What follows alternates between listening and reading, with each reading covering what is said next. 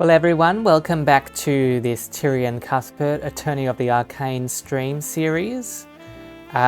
We've returned after a week break and this is part 7 and we're going to continue playing through the 4th case of this game.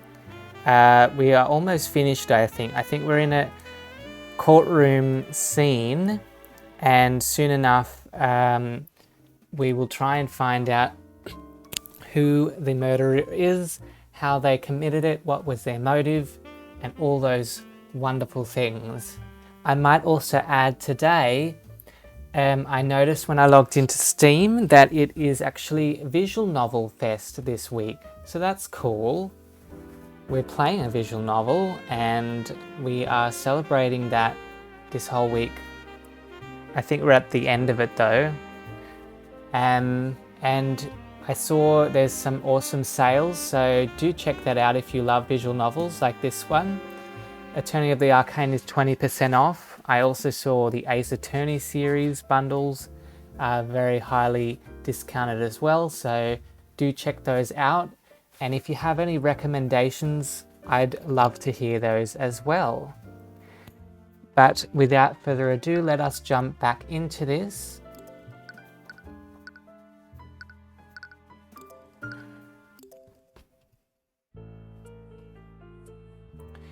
So I am not quite sure where we're up to because the text log got erased, so I have an idea kind of where we are. I was trying to take a little look through the evidence before just so I could sort of refresh my memory.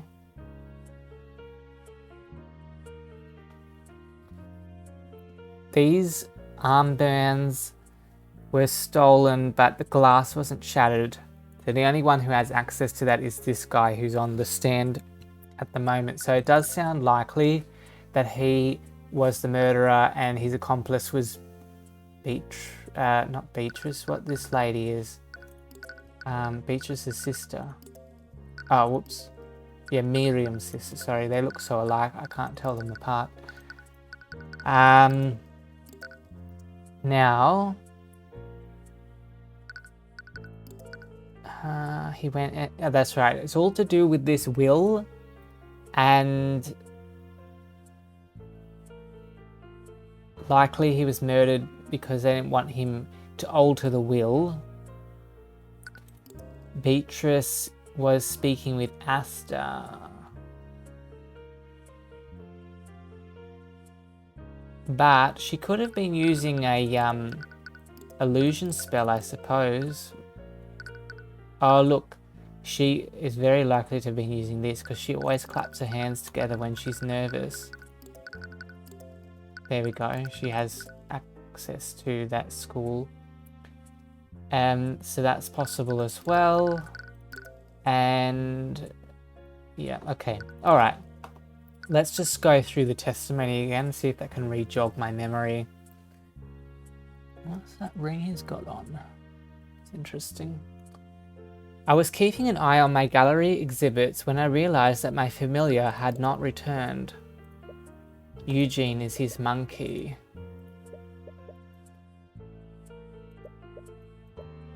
Anyway, you said he hadn't returned. Does this mean that he...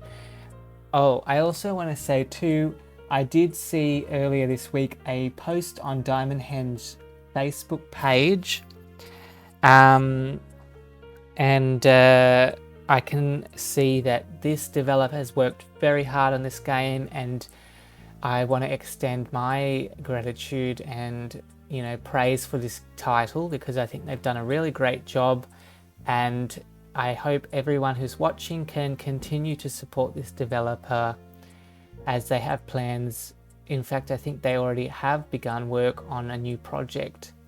And I did also see that there are plans for a sequel to Attorney of the Arcane. So we do want to give as much support as we can to this developer so they can continue, you know, building this franchise and their games studio.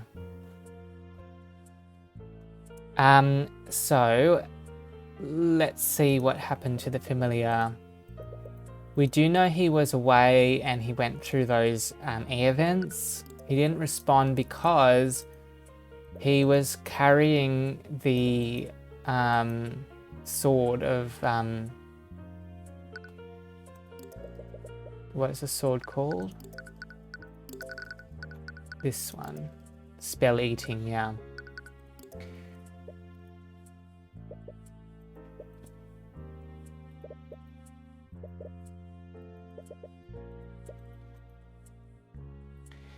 I returned to the gallery and discovered that the exhibit that held the sword of spell eating was completely destroyed.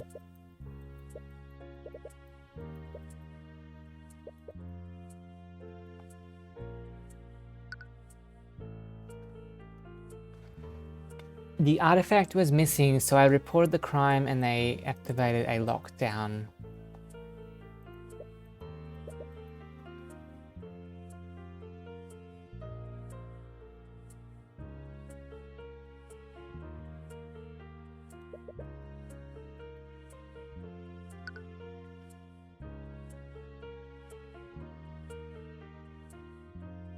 And we know that he responded because once the what do you call it? The lockdown was issued, that would have cancelled out the sort of spell eating. So then he could respond and met up with him in the gallery room before they found the artifact. The gallery room is on the top floor, I believe. Here it is. Okay. Oh, okay. Right. So we were trying to find out which statement. How did you find the sword?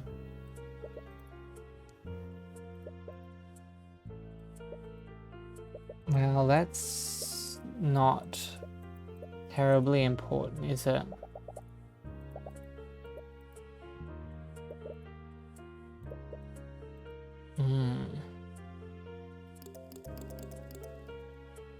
The Kingsguard found the sword of spell eating in the defendant's room. Well, we do know that. What about how he found Eugene?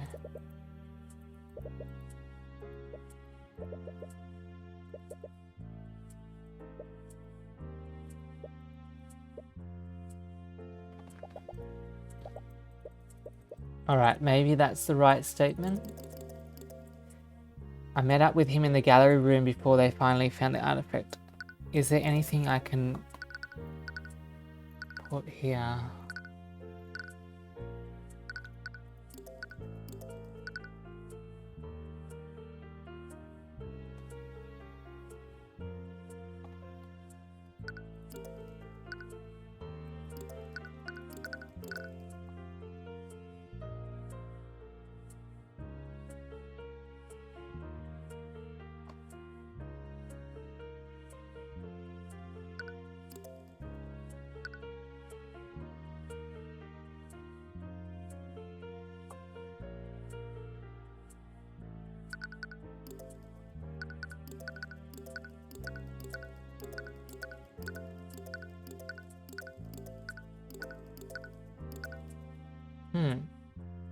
So Von Sanctus can make these anti-magic fields.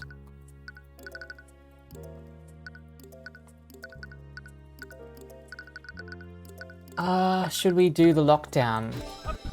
Yeah, that was correct. Good. You found Eugene before you went to search for the sword of spell eating. This would mean that happened while the lockdown was still active. Am I correct? Well, that's the thing. You said after hours of silence, you finally received a message back. So that leaves one question. How? If you were both within the anti-magic field.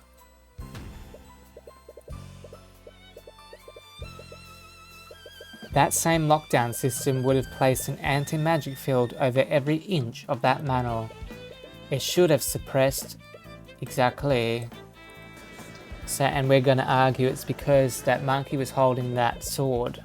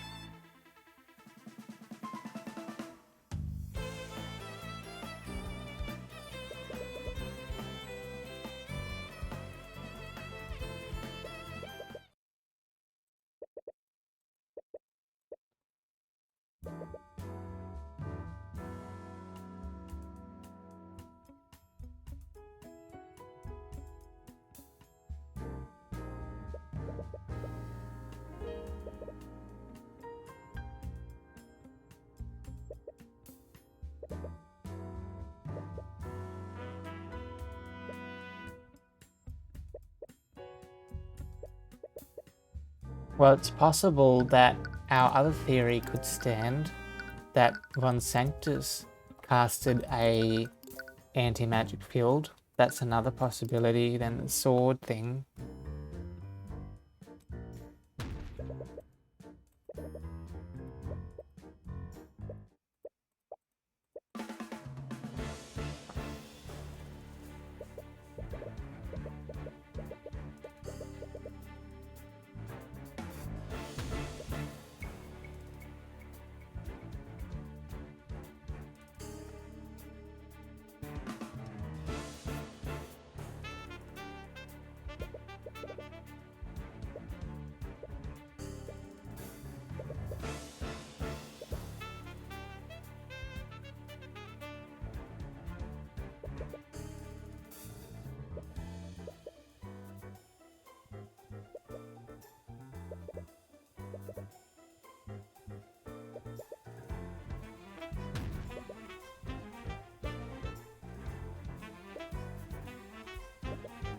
Oops. I always miss those.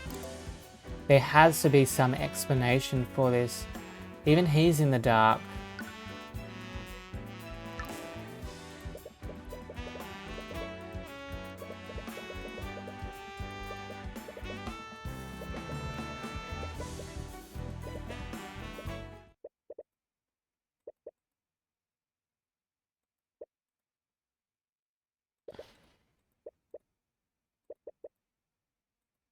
Not concealed.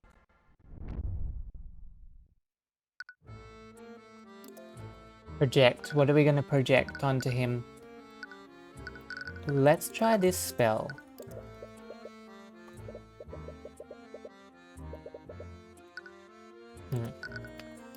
Alright, what about the sword?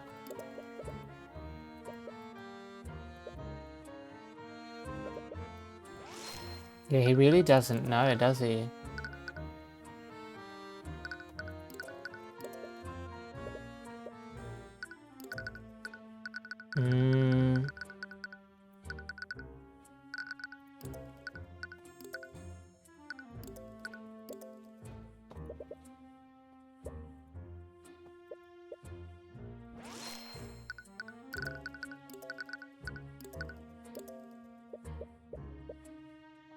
What else can I use?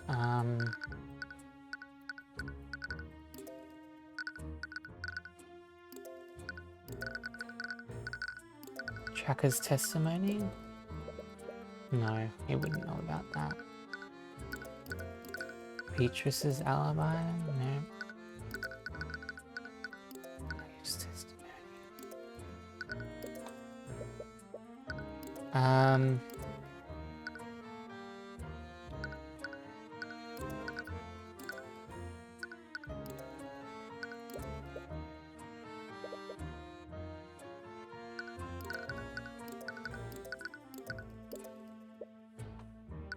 Who else?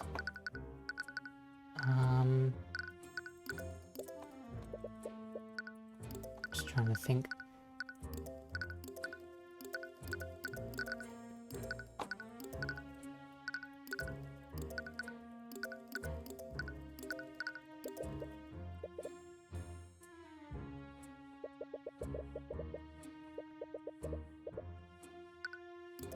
Wait, but aren't they replicas? Yeah. During the ball. No, it still doesn't show.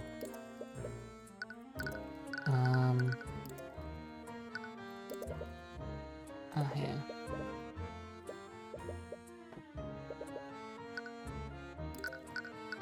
Seriously, what else am I supposed to do? Oh, is it this?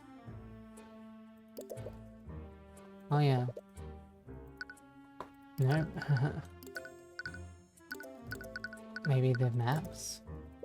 Nope. Beatrice.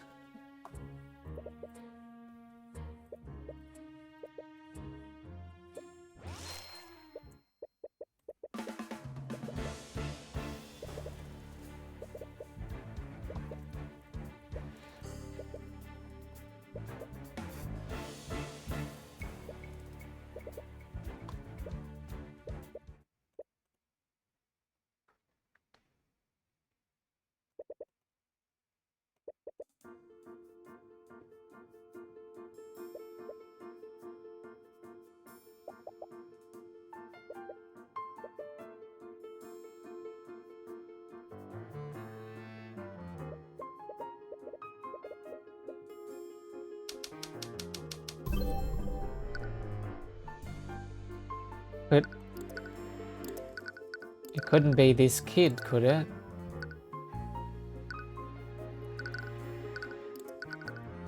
We don't really have anything else that's small. Oh, another familiar?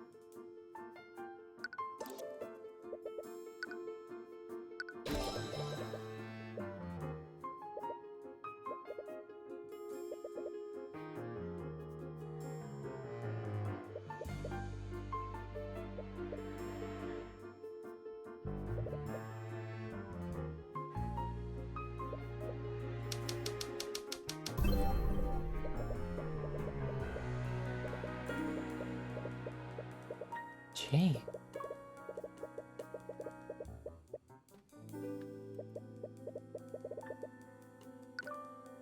How could Eugene have carried out this plan?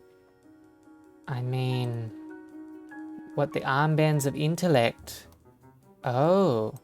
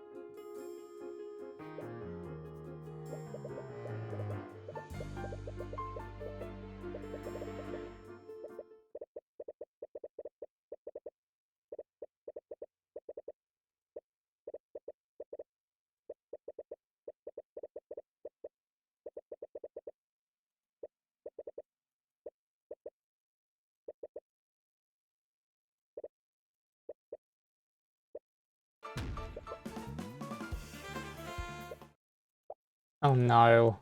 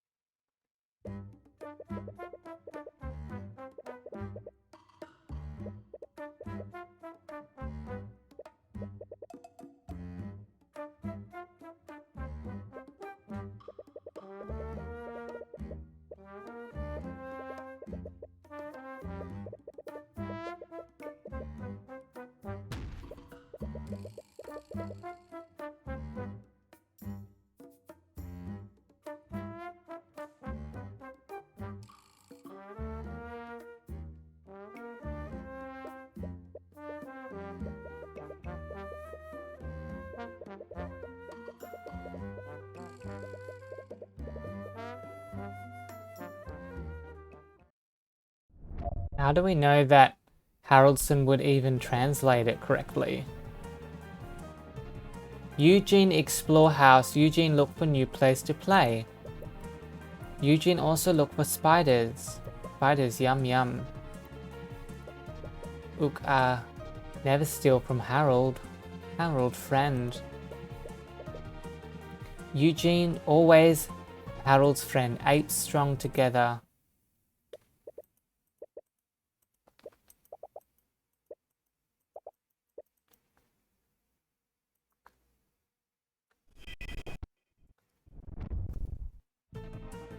Oh, we have to interpret it? Okay.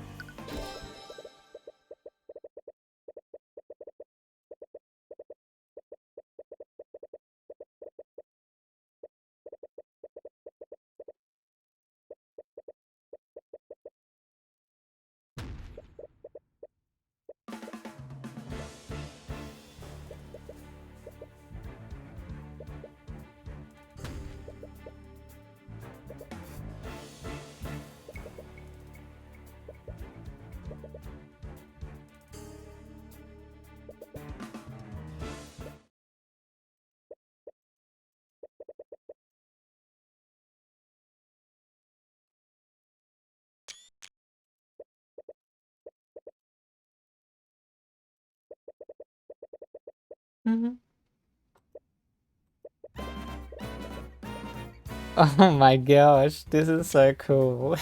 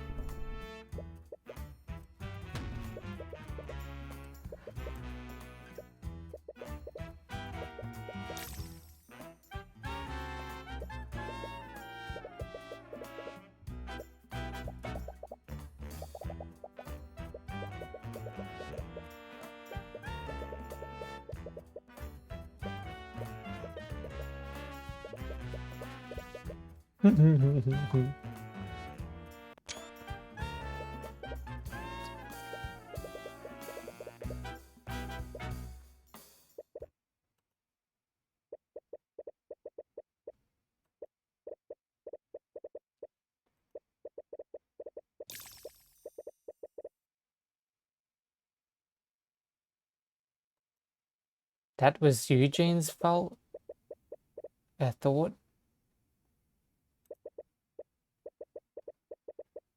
Hmm.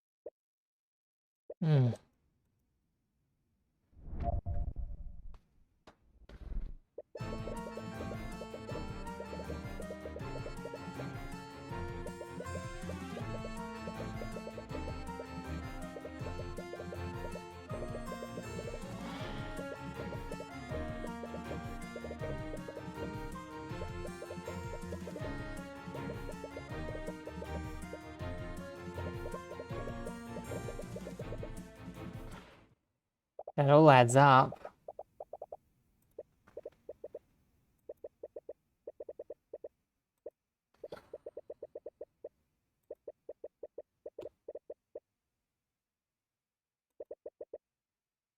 Hmm.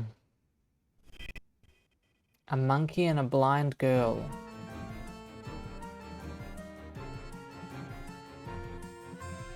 This is getting more and more absurd.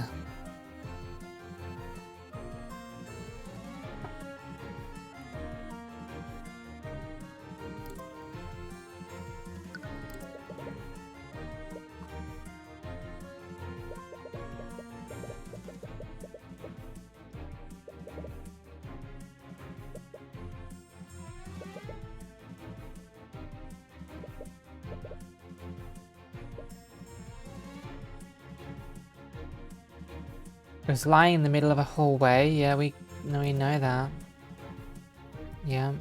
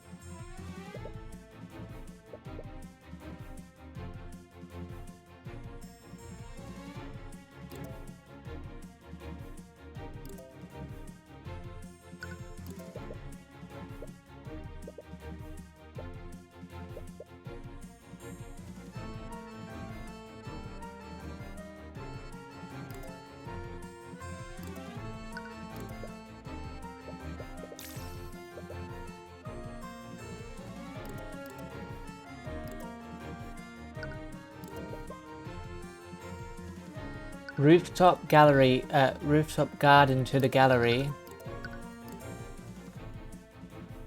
Okay.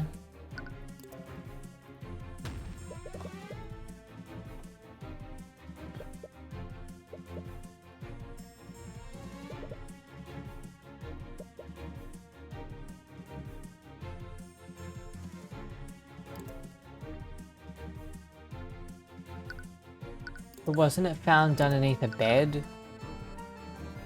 Although, wasn't that after Tracker took it? I can't remember now. The Sword of Spell Eating is an ancient artifact. When wielded by a creature, yes, we know all that. On the night of the was later found in Beatrice's old room. I don't know, honestly. Do we just present that? I honestly don't know what to do at the moment.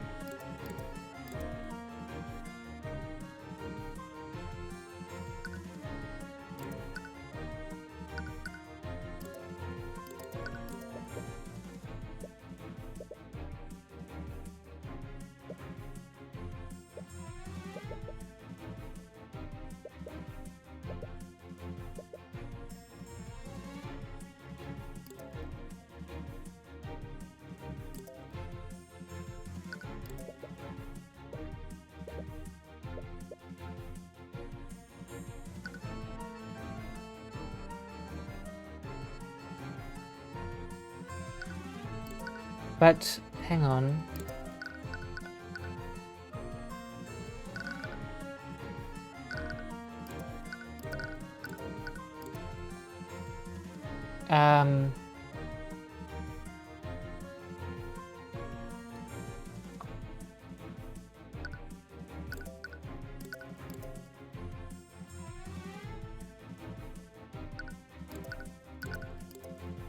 Oh, the study, that's right.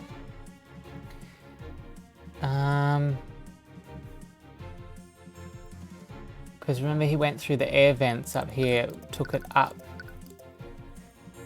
to the gallery. And then he dropped it, I think, on the way. And then the dog took it to the bedroom. But we know... So he's saying he just found it in the hallway on the first floor, but we know it was found on the... on the second floor. We know found on the first because of this. The dog.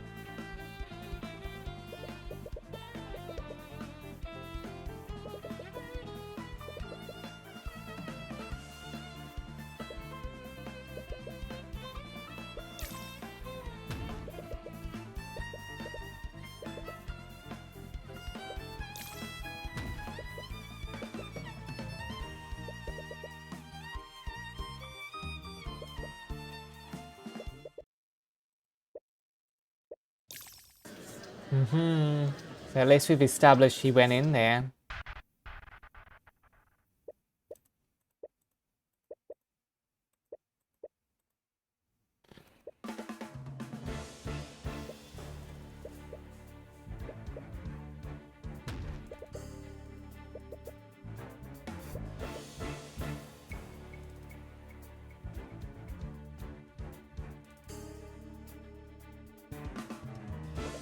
Oh no.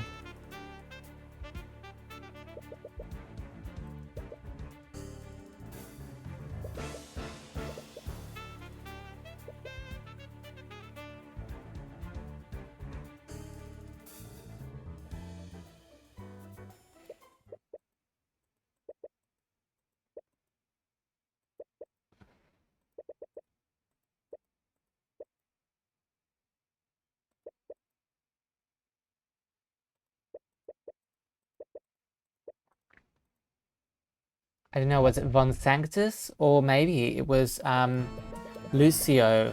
I mean, he's the only other sort of... Yeah.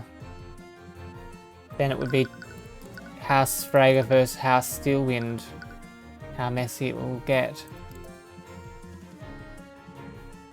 I discreetly made my way to that hallway through another air vent. I exited the air vent in that hallway and tried to leap to the other side. I'm not sure if it was my waning intelligence or my desperation, but I collided with something that I couldn't see. Oh, someone was invisible.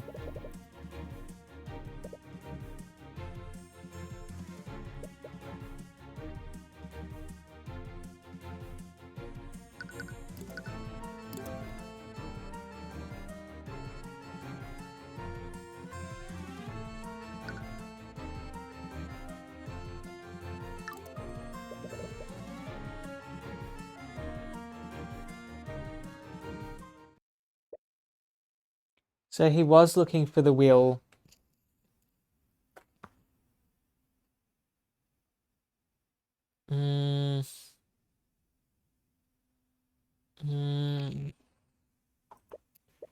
So who can... Oh gosh, this is getting more and more convoluted.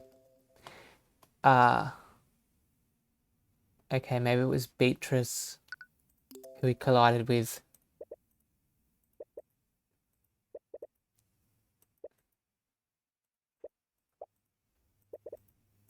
Yes, he's telling the truth. Tamora's trying to cover up the real suspect, probably because we reflect badly on her or on that eye taker guy.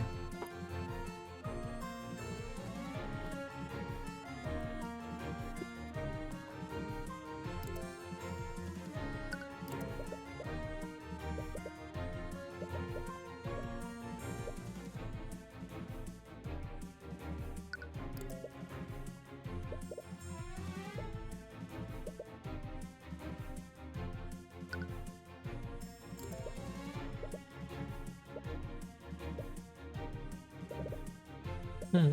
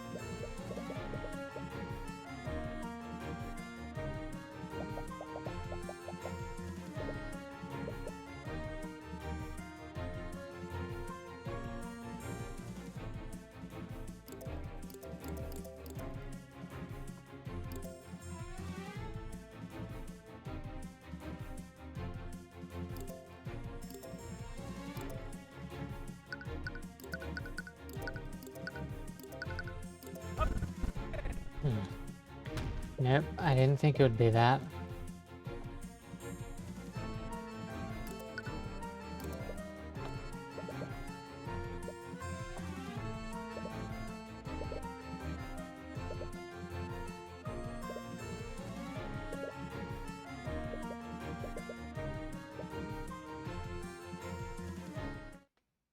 Oh.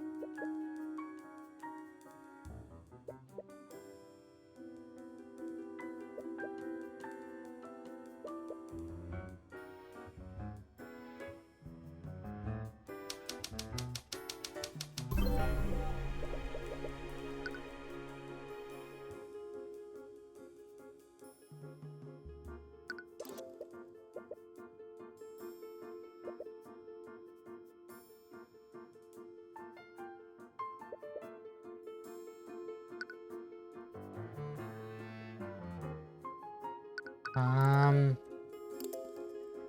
kind of lost. Gee, these really get your mind thinking. Oh my goodness.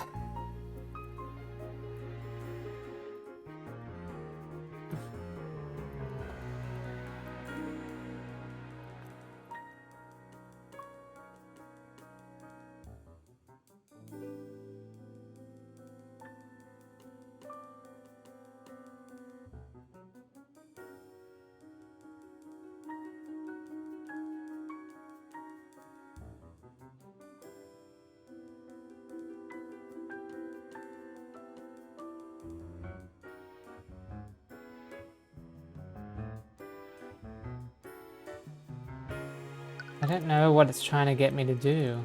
I don't really understand.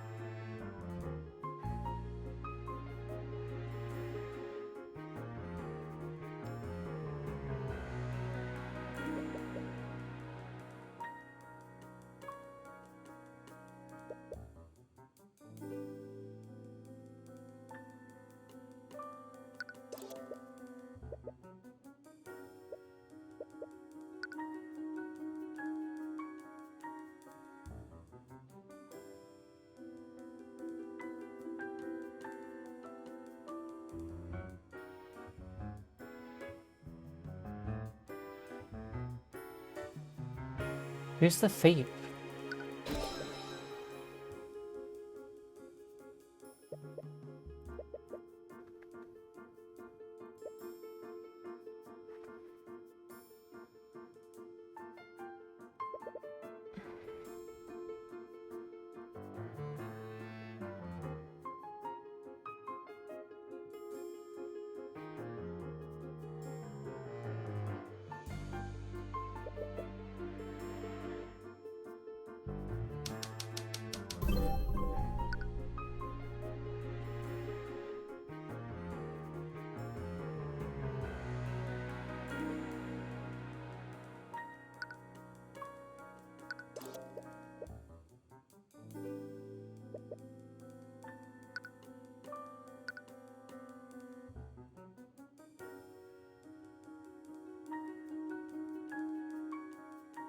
The hell? They're trying to get to the study, right? I think that's what I'm trying to say.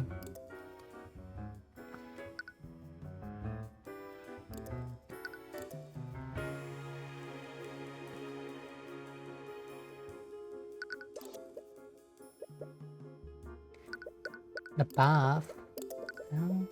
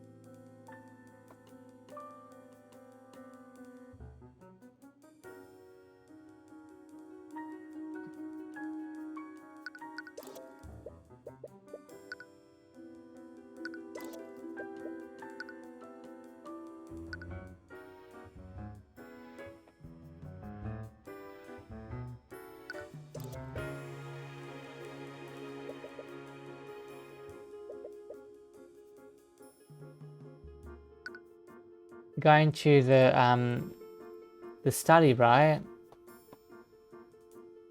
The thief was sneaking through, outside of, was sneaking, was walking.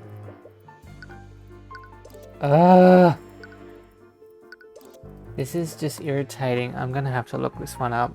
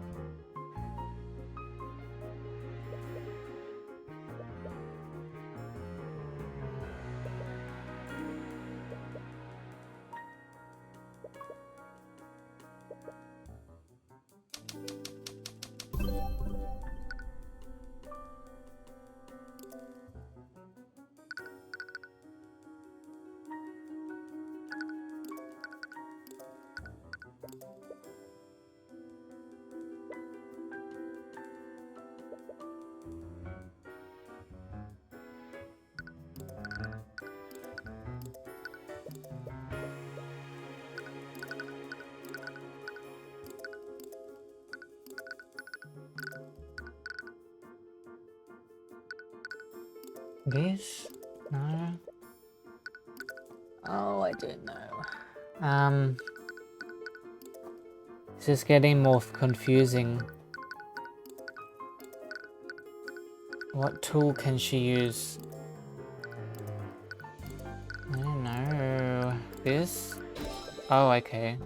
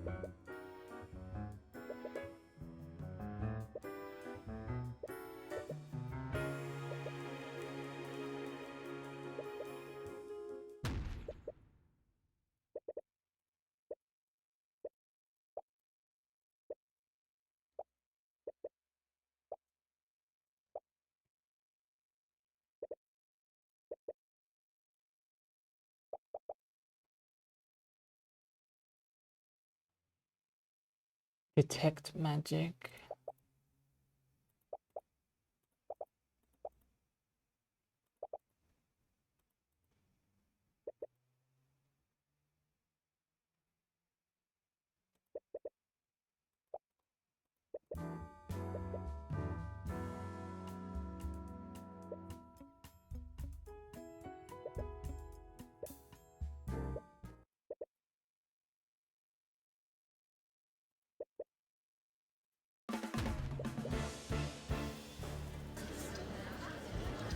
Alright, I think we're finally getting to the bottom of this.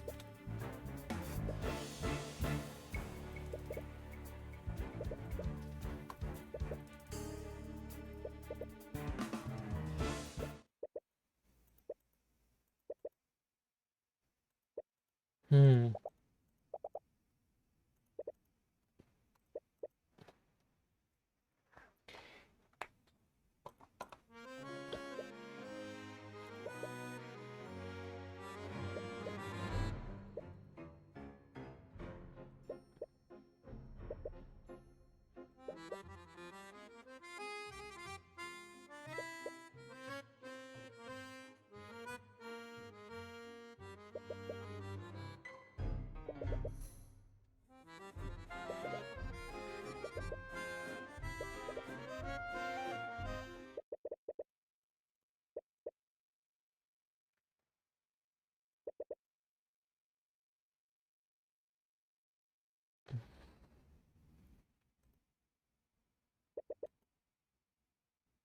Okay, thank you. I think I need it.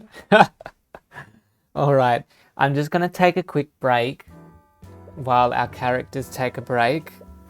Put the kettle on, get a cup of tea, and I'll be back in 5.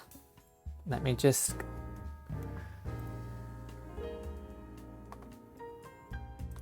switcheroo. I'll see you back in 5 minutes.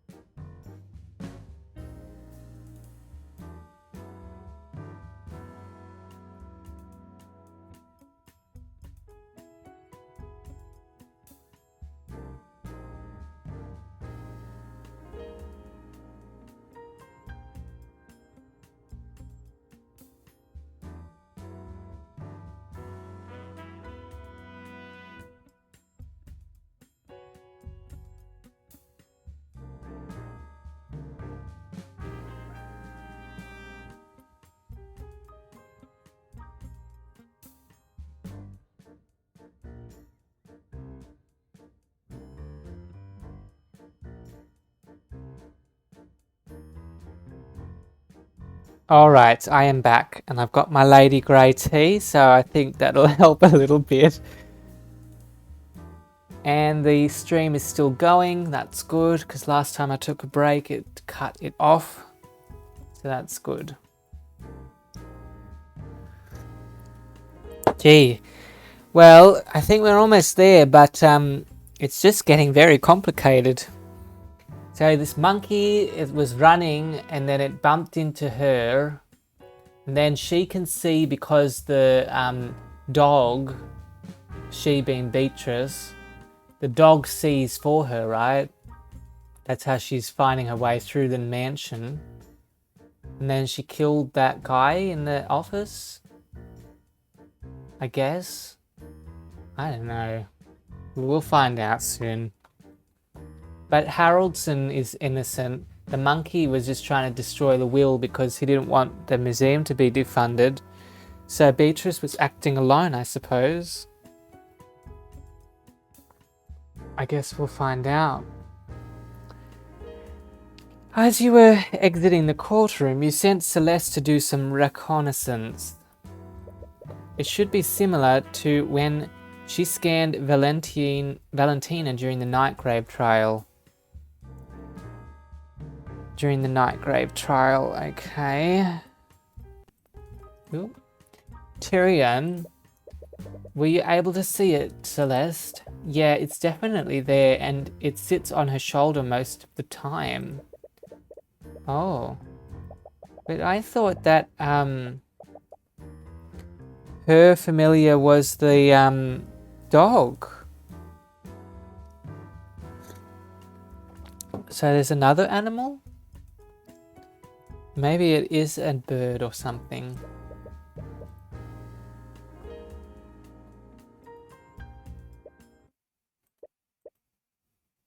I don't know. So the monkey really just did find the sword on the ground. I don't know.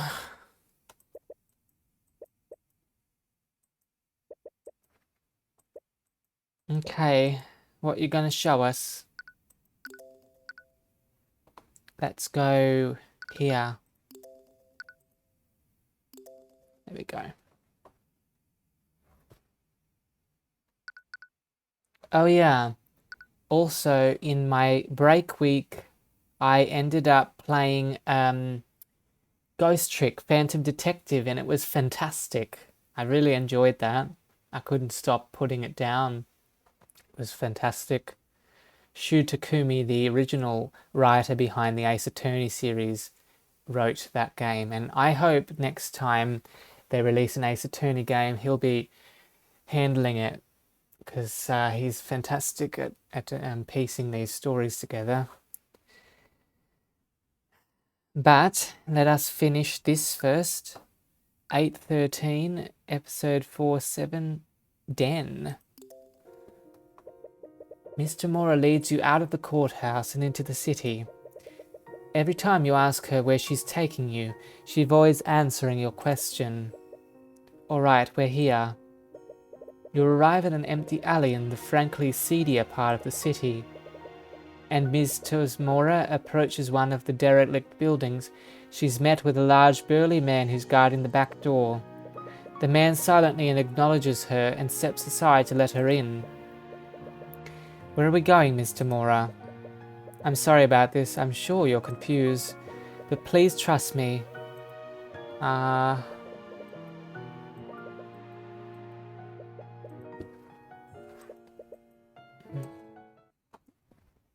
Is this gonna be the eye taker's office or something?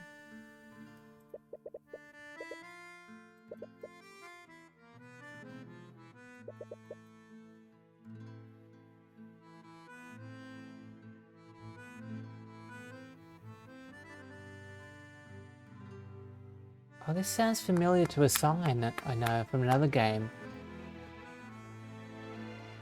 Yeah,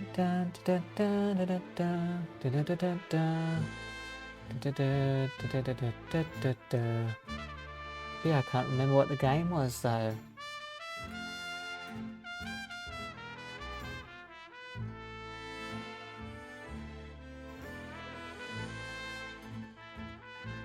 Oh yeah.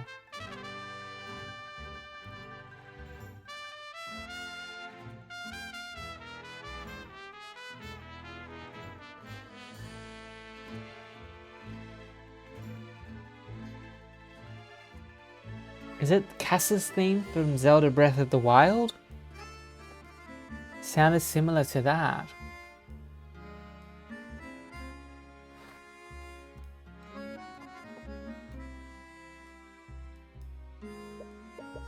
Ugh, not you again.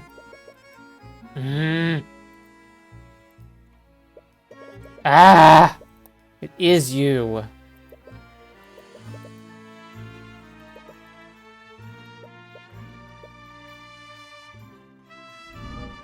Oh no.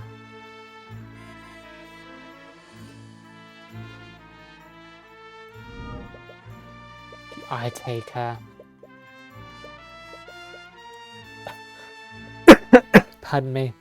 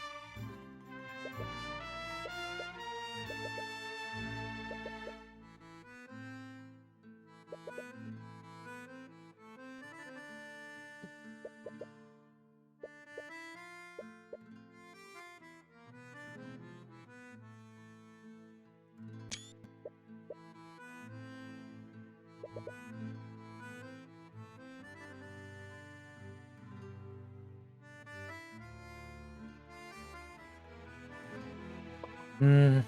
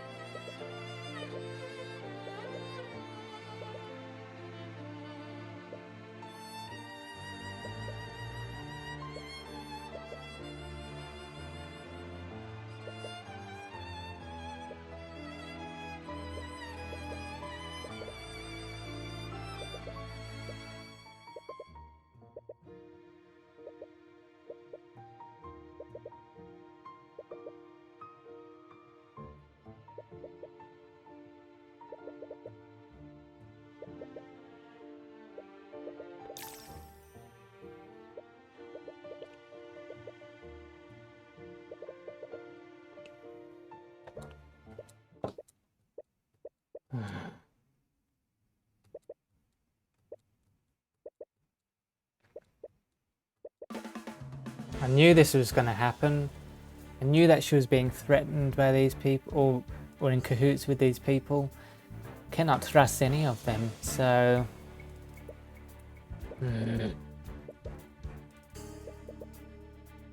Now what are we supposed to do?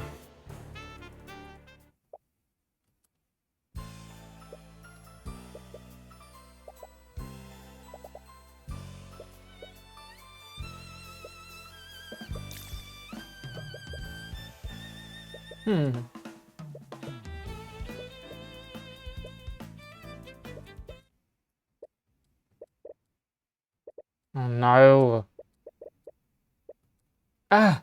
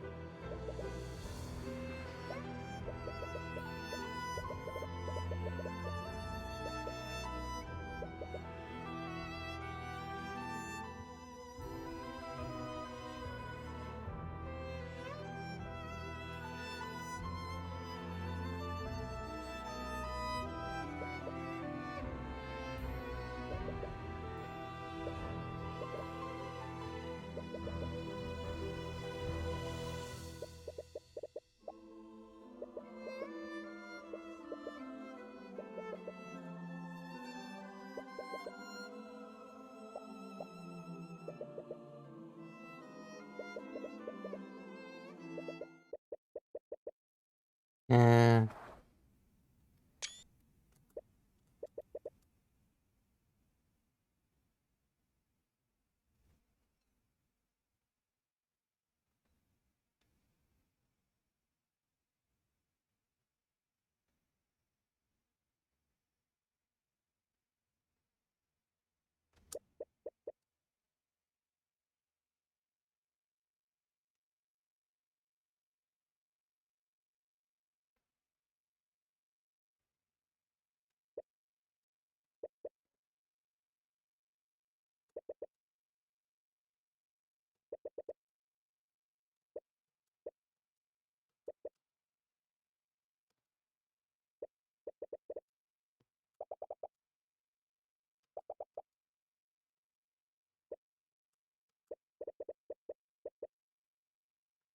trying to break me. Yeah, right.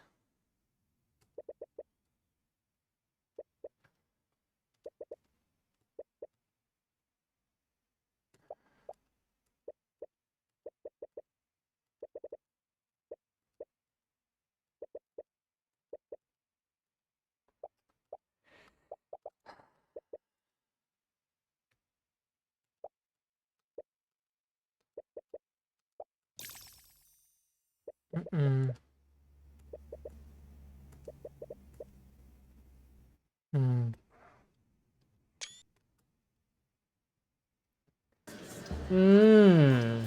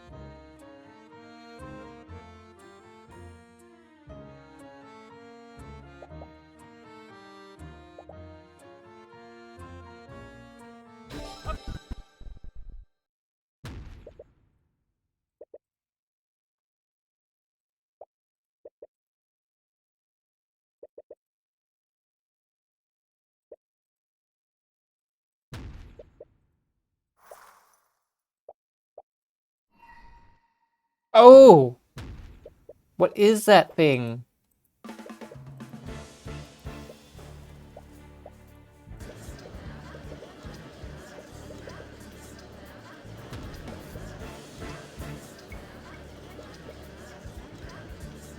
Yikes. I mean, I knew it was flying. And he called it a rat, so I thought maybe a pigeon, but goodness, it's a demon. Well,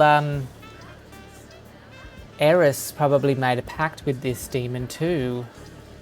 Oh, maybe it's Eris's demon. And Beatrice has just made it invisible. Yikes. Maranath. I wonder what that word means. Is that got some special meaning?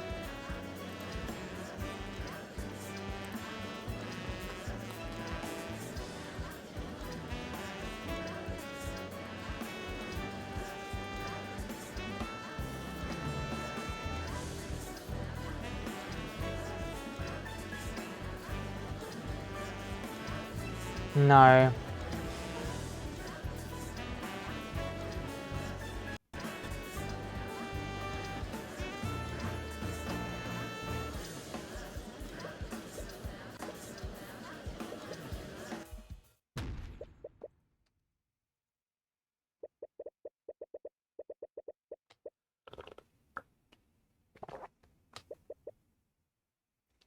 Good grief. Demons and dragons. What is the meaning of this? But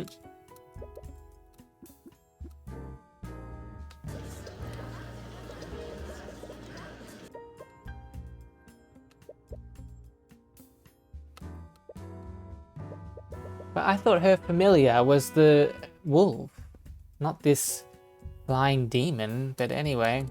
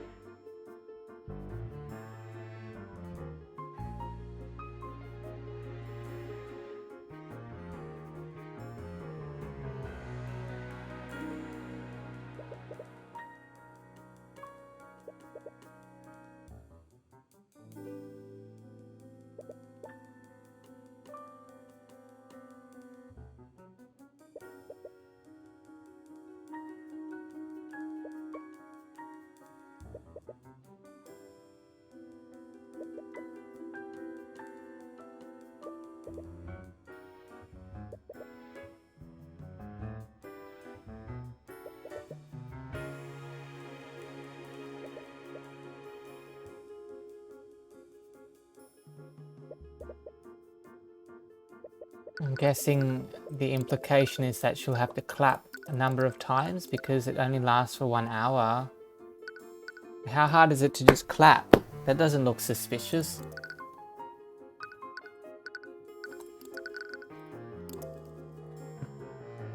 When did it all start? At 12?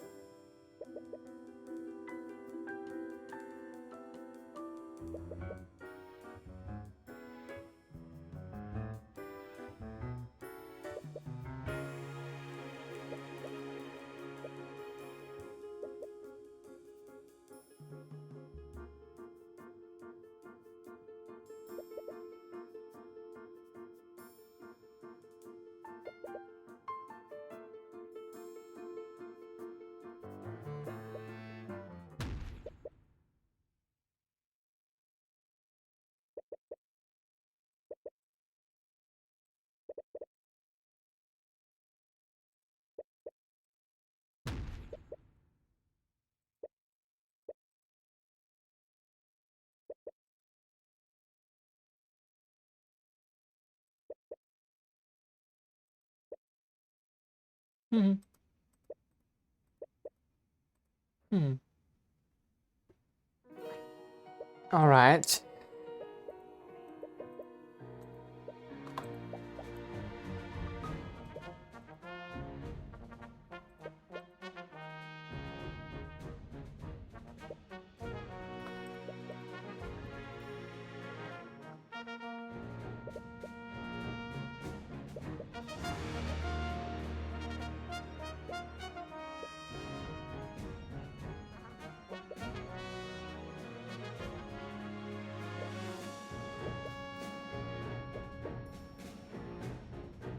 Hmm.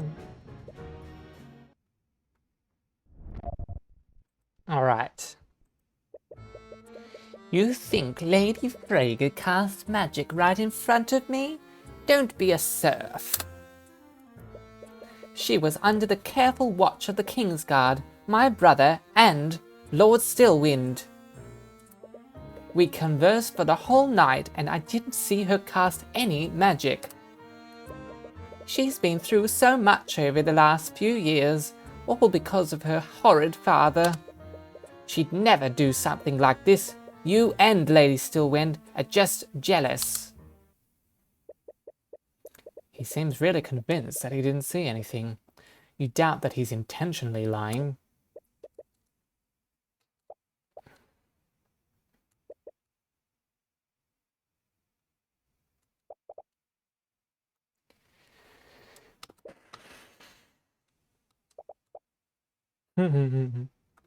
Yeah, you do. What's the incantation? That's probably more of the giveaway. Occult array. Occult array. I do not know. Let's see. Oh, I've already gone through.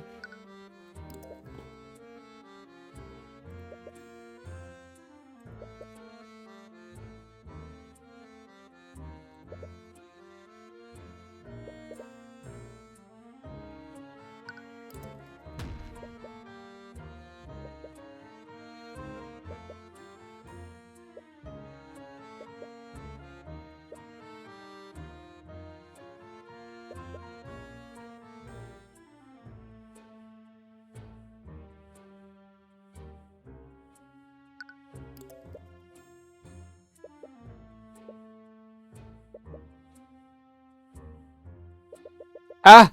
The occult!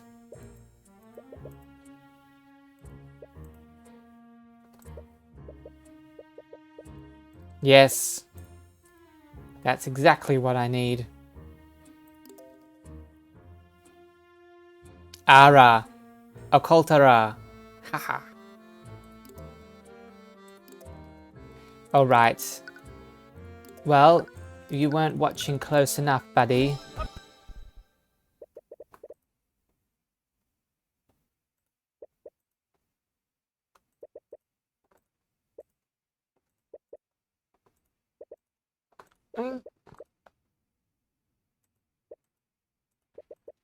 No one heard her say any incantations, nor did they see her perform any gestures.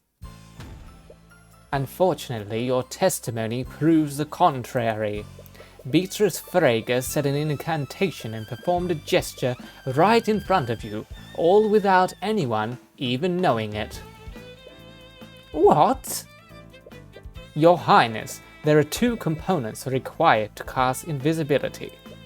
First, the caster must speak the incantation Occult Array and clap both of their hands together. As I'm sure you notice, the defendant has a habit of clapping both of her hands to calm herself. Now that I think about it, that habit must have come from constantly casting the spell. The defendant requires Maranath to see, so she must constantly cast invisibility to keep him invisible. Cuthbert, you may have an explanation for how she hid the gesture, but she wouldn't still needed to speak the incantation. But she did speak the incantation, and the witness's testimony proves it. What are you talking about? I never said that she spoke any incantation. Your Highness, the incantation for invisibility is Occult Array. Now recall what the prince said in his testimony. She said, the occult are a fascinating phenomena.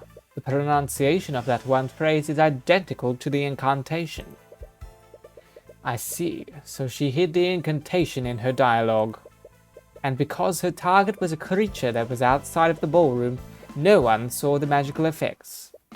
This means that Maranath had the means to murder William Frager, just as Eugene did.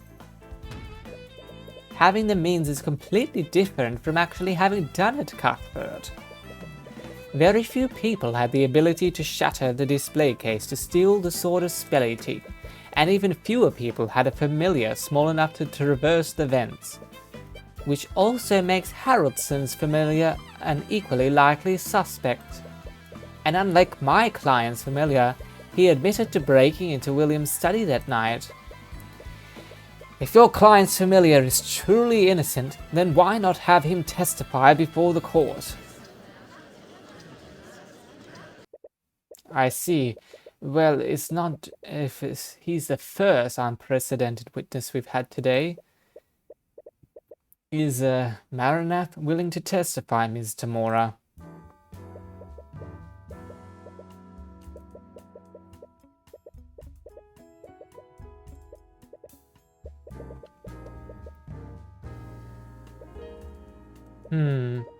Your Honor, unfortunately Maranath is unwilling to testify. Why the change of heart? My client's familiar may be a demon, but he's afforded the same rights as any other person. He is not obligated to testify.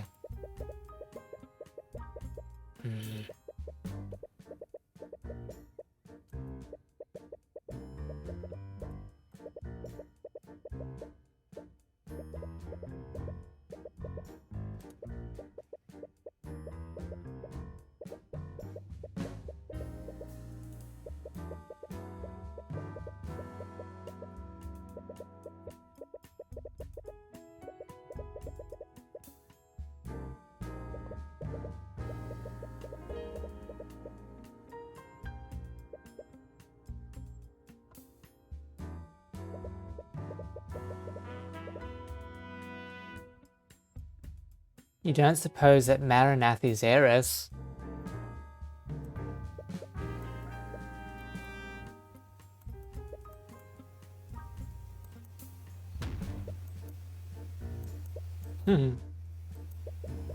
Oh, it's fine, Your Honor. He can't do anything without his master's word. And between him and the defendant, it's clear that Beatrice is the brains of the operation. You shut your filthy celestial mouth!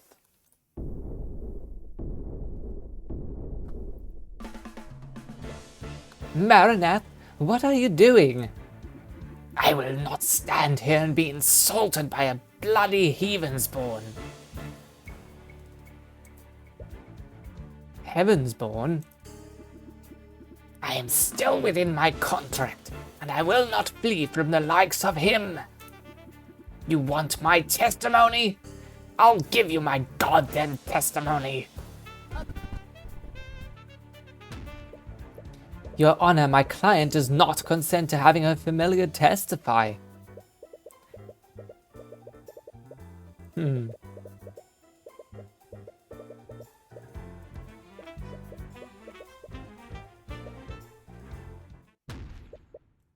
So, Maranath, why don't you testify about what you were doing on the night of the murder? Gladly. Oh, look at that evil tongue. Scary. I'm not gonna... If I keep speaking in his voice, it's gonna give me a sore throat. I might just read it now. Oh, I like the very mysterious sort of music now. Alright. Very conveniently his hand is covering this position. But I don't know if demons have genitals, so let's not think on that any further, shall we?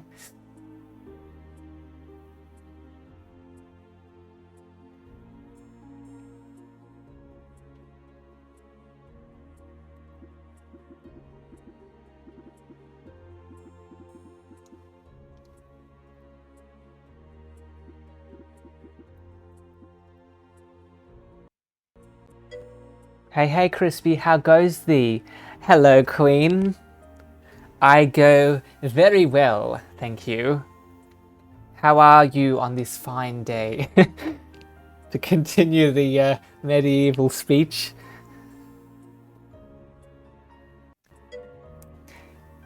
And that's okay, let's go along with this phrase of speech, my fine highness. It's very refreshing. Well, you did walk in at a very convenient time. We are interviewing a demon on the stand, as you can see.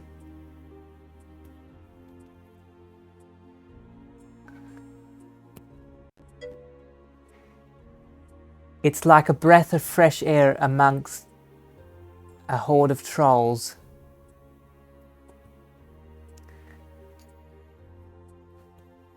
Yes, there can be some evil people away on the internet, so very stinky if you can only imagine.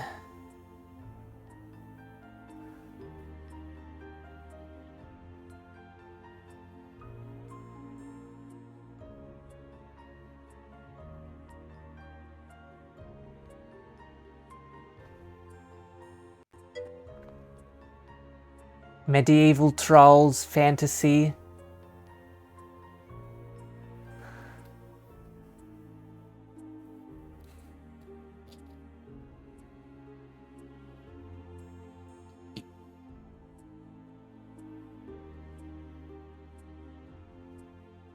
I did hear that you recently finished playing Inscription or Stacklands. One of the two you just finished.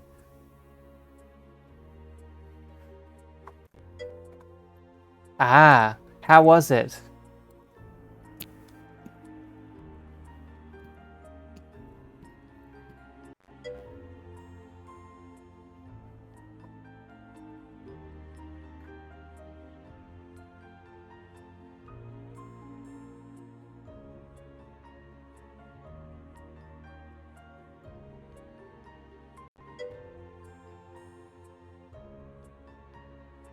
Amazing, young Crispy. I want to set ahoy and find my wings once more.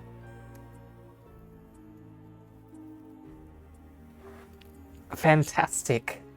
You keep on flying and go far yonder, wherever the sky can take you.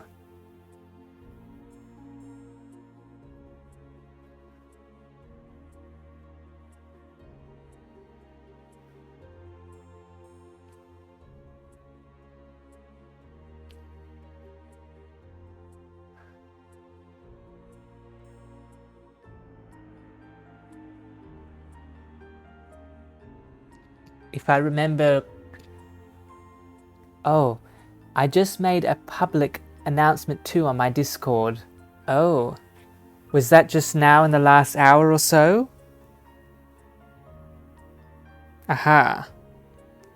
How has it... Ah, yes, I can see. It just came out while I've been streaming, so I didn't see it yet. Nods head aggressively. Oh, was there anything I should know right now, or something I can look into once I finish streaming?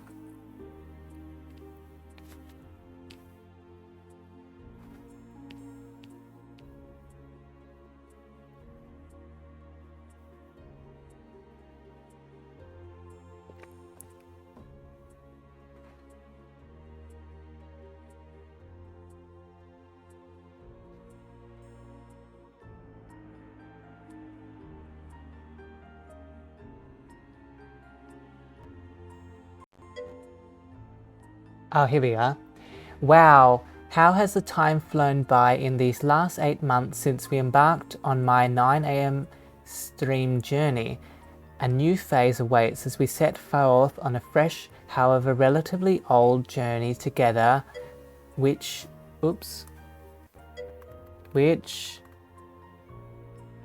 dates back to ancient times aeons ago when I used to stream at 7 PM.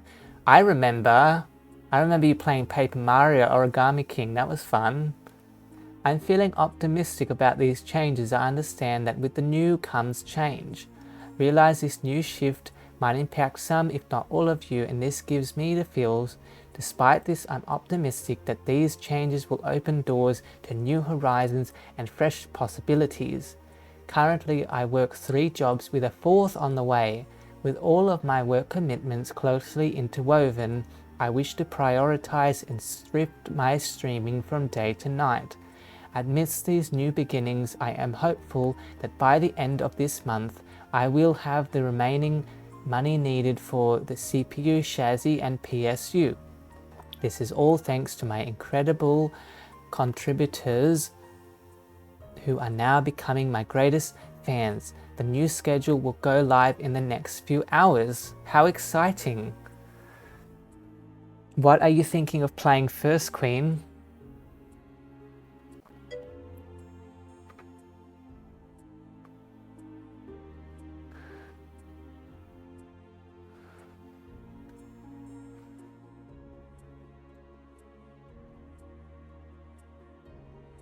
I know you've been playing a bit of Inscription lately too.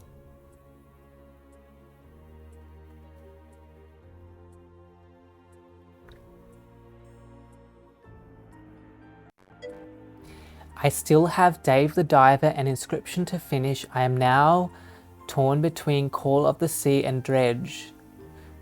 I haven't heard of those two, but I know Dave the Diver you've been playing, and that's actually received a lot of good news coverage and a lot of sales for Dave the Diver.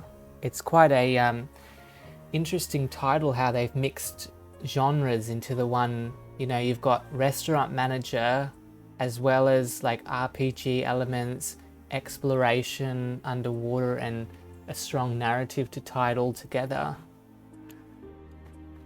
Inscription and these latter 2 games are, I don't know what they are, but what are they about? Or which one are you leaning further toward out of those 2, Call of the Sea and Dredge? Yeah, it really is amazing executed, Dave the Diver. I want both. ¿Por qué no los dos? Why not have both? Well, I could. You could do an hour of one and then switch to the other for another hour. Or however long, like halve the stream time slot.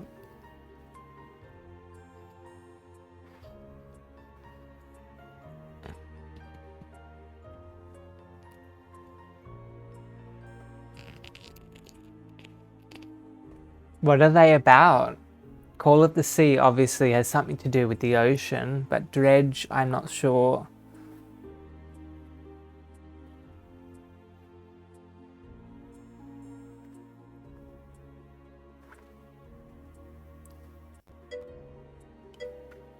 Dredge is a single-player fishing adventure with a sinister undercurrent. Sell your catch, upgrade your boat, and dredge the depths for long-buried secrets. Explore a mysterious archipelago and discover why some things are best left forgotten. Ooh. And Call of the Sea is an otherworldly tale of mystery and love. Ooh, set in the 1930s South Pacific. Ooh, I like the sound of this. Explore a lush island paradise, solve puzzles, and unlock secrets. Both are Lovecraftian, which was a big enticement. Is that the developer, I'm guessing? Lovecraftian? From those blurbs, personally, I would go for Call of the Sea, but it really depends on how the gameplay works and the visuals and everything. Lovecraftian horror, oh I see. Sometimes used interchangeably with cosmic horror, is a subgenre of horror fiction and weird fiction that emphasizes the horror of the unknowable and incomprehensible more than gore or other elements of shock. Interesting. It's sort of more, I guess, like a thriller or unknowable. I guess it could be like things or spirits or other elements of the supernatural that we don't know about. Frighteningly monstrous and otherworldly. Interesting. Well, I mean, it's your call at the end of the day. But yeah, they both sound interesting. I guess Dredge sounds more in line with Dave the Diver. So I guess if you wanted something a bit more of a change, Call of the Sea would be the more unique one. But I mean, it's really up to you. That's just my 2 cents worth.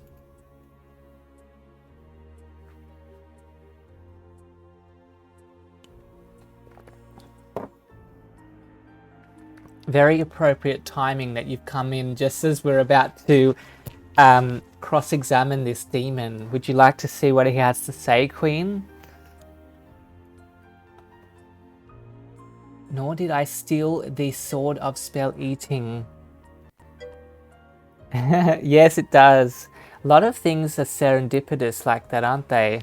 Things just happen and flow as they're meant to. Yes, let's get into this. I'm excited to hear what... I'm not sure if you heard me. I was voice acting for this thing and it was starting to hurt my throat. So I decided I'm just going to read this text. I'm not going to use the voice anymore. Yes, synchronicity. It's the right phrase. Nor did I steal the sword of spell eating. You have nothing on me, Heavensborn. You don't even have proof that I entered William Frager's study. That's why I don't voice over for my characters. Fair. You did do a good run of it with Aquadine, though. Do you honestly expect us to take your word for it? Or do you have any evidence to support your alibi? I only speak the truth, Heavensborn. There were mages other than my keeper that could have stolen the sword. And by your own admission, well, I suppose Steelwind has that power too, I think, from memory. By your own admission, none of your witnesses saw me on the night... Well, that's because you were invisible. The one lacking evidence is you. He has a point. You still need definitive proof that ties him to the murder. Presenting contradicting evidence might not be possible.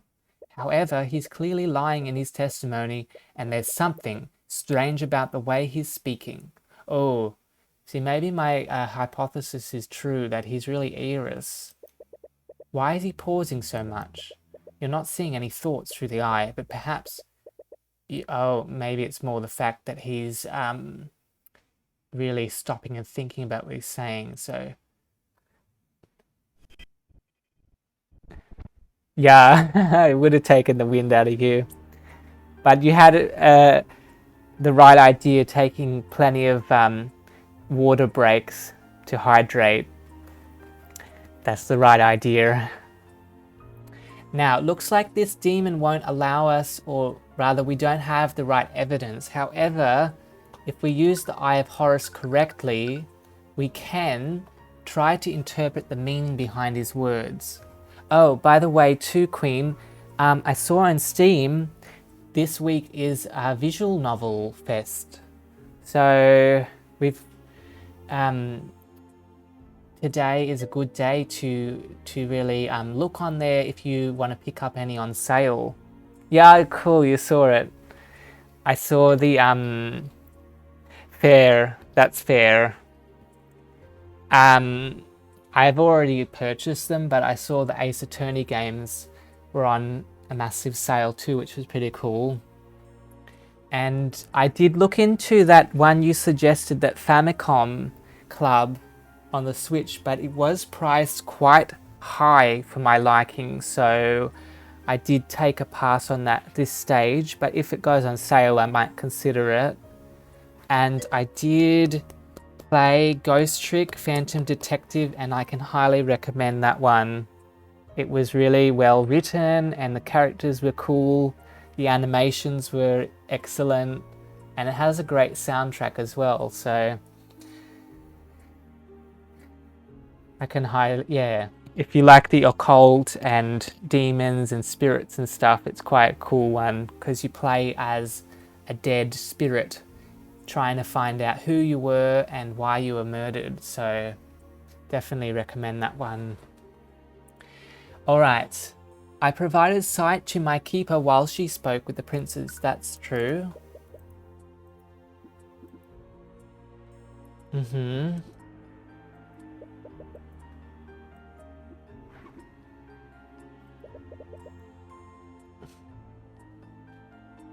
I admit she did cast invisibility. My pact with her has only made her stronger.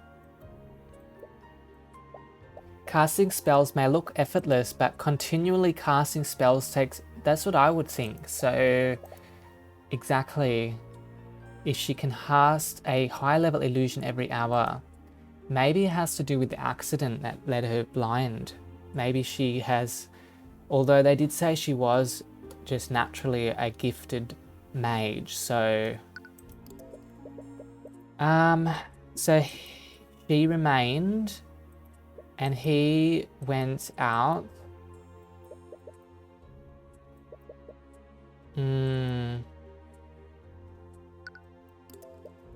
He was the only few mages that could shatter the glass. Until you can connect him to the murder. He's the one that's going to give it to you. You have nothing on me, Heavensborn. Well... It probably has to do with the Eye of Horus. Make a pact with me. I can tell the nature of your blood and much, much more. Mr. Cuthbert, please don't make deals with the devil in my courtroom. There. I wasn't planning to, Your Honor. Yeah. Well, he's definitely more direct than most witnesses, but he's still clearly lying. And there's something off about the way he's speaking. Aha. Well, there was one at the start where he said something about how he was pausing. So let me just, yeah. Let's try that one. Your Honor, the witness thoughts contradict... okay, it doesn't sound... I provided here... Okay, I admit she didn't... That's fine. I never left the room. Okay, let's try this one. Because we definitely know that he... Oh. So usually he takes pauses, but when he doesn't take a pause is when he's lying. You referred to Beatrice as your keeper, but you referred to her as your master. Why is that? Did you leave the ballroom that night? I didn't leave the room where my master was. Who's your... Oh. The heiress might be this thing's master.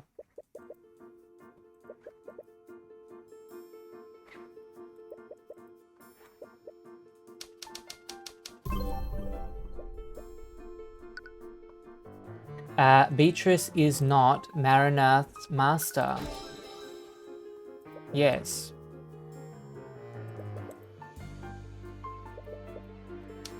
Why wouldn't Maranath simply lie? Because demons are not able to lie? Demons are clearly different from humans. Really? Oh. Witness, can you repeat the following statement? Tyrion Cuthbert's hair is green. What kind of ridiculous request is that? Please don't waste our time with such random requests. I'm just conducting a little experiment, Your Honor. So I'll ask you again, Maranath. Say that Tyrion Cuthbert's hair is green. Your Honor, Cuthbert is clearly making trivial requests to stall for time. Well, let's see if it is or not. So it is possible that demons are physically unable to lie? I love his expression. Damn it. But that seems quite ridiculous. He can easily refute it by granting my request. Say Tyrion Cuthbert's hair is green, Witness. You said it yourself.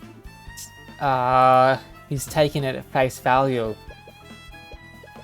Repeat the statement I told you word for word, nothing after or before it.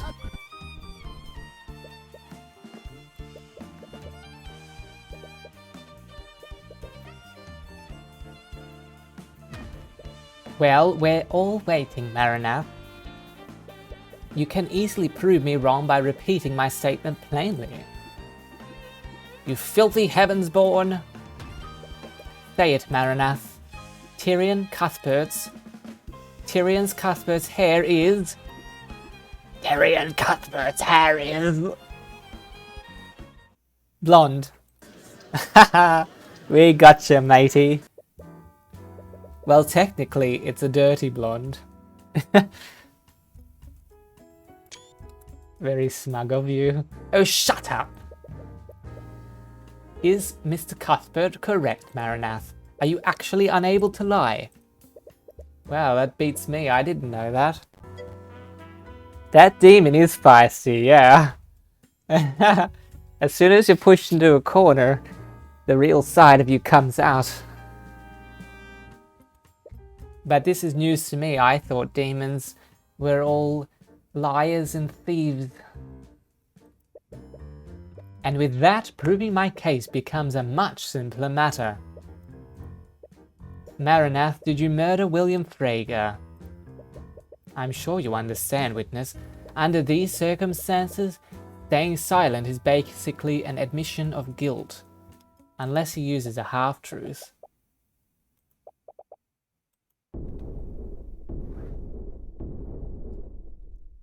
That's why he chose his words so carefully before.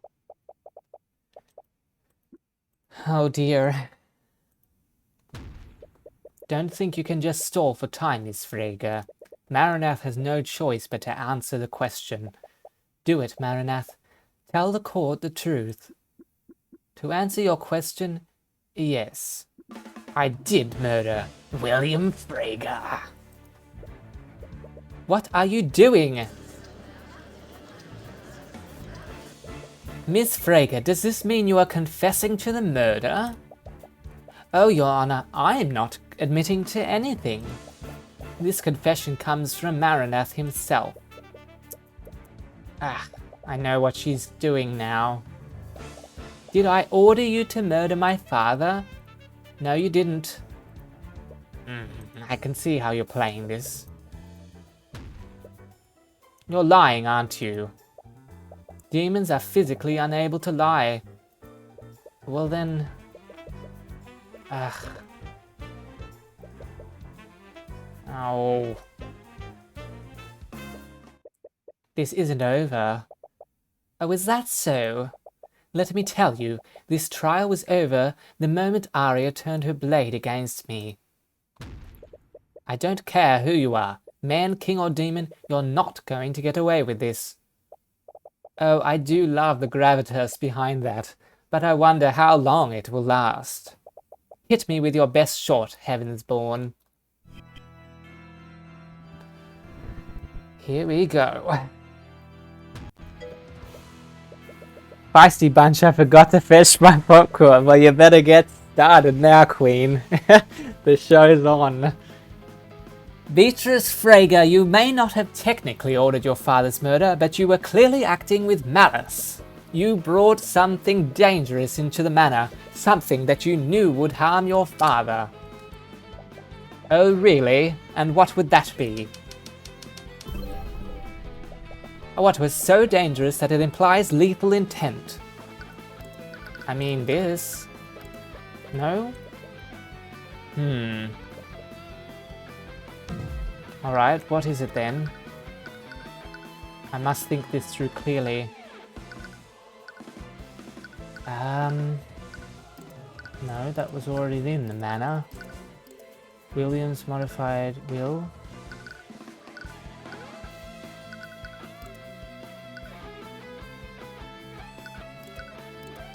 Or you're talking about the demon itself? Yes. I wonder if I should save now. Otherwise I might get stuck here. Oh, it does not allow me. I better not lose then. You brought Maranath into Frege Manor that night. You were clearly planning to murder your father from the start. Ha! I require Maranath to see. That does not imply lethal intent. But you brought a demon into that house, and as a result, your father was killed. That's hardly an innocent mistake. My client specifically asked her father if familiars were allowed. We even received a written legal confirmation beforehand. But he couldn't have possibly expected her to bring a demon. He didn't specify not to do this. The President of Maranath did not break any of his rules, nor any laws made by the kingdom. Right you are, Tamora. I can hardly be blamed if my familiar acts without my knowledge.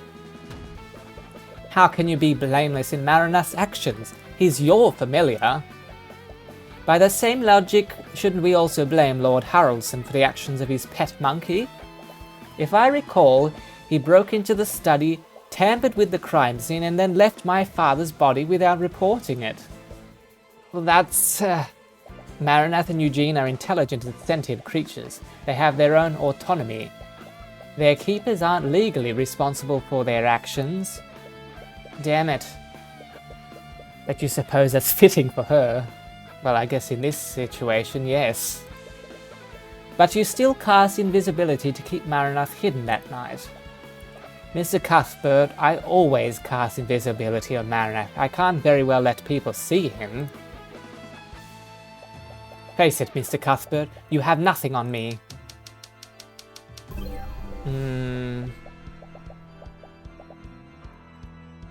Was it though? Every crime? Every crime in the whole thing? But maybe there's something that wasn't committed by him. She spent the entire night, yes. That will, yes. The Haraldson's security.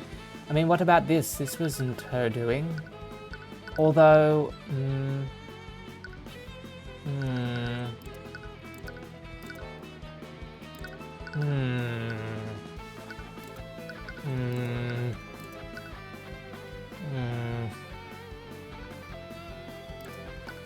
Dear oh dear. Traces of illusion magic were also found on the body.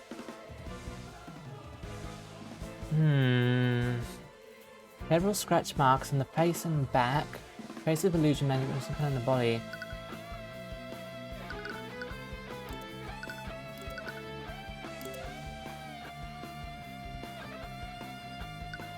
Unless there was a crime related to the murder that wasn't committed by Maranath.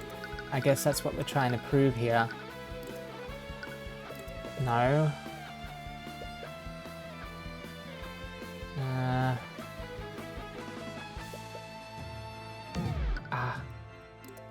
dear, oh dear. I mean, what about the sword that was, yeah, broken out of the glass? Required your magic to break the wards guarding the sword as spell eating.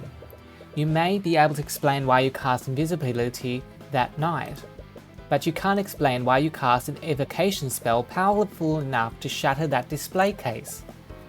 Oh, that, I'd almost forgotten. I plead guilty. What?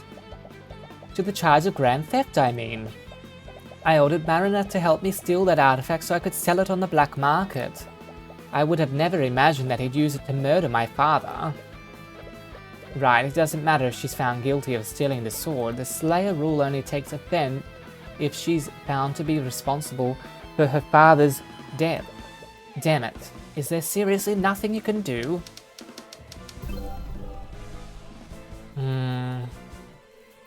Threaten... Are you willing to die for your previous crimes? That still doesn't involve you being... You can still do the right thing, tell the truth. I mean, we could threaten him. Yes, I agree, Queen. Break her! Yes. We must break the demon to break her, I believe. The sentence for first-degree murder is death. Are you really willing to die for your keeper's crimes? Oh, you stupid heavens-born. Demons never truly die. When our bodies are destroyed, we return to the abyssal hells. Hell? If I were to die in accordance with your laws, I would only return to my plane unharmed. What? Even if I could die, a fate much worse than death awaits me if I fail.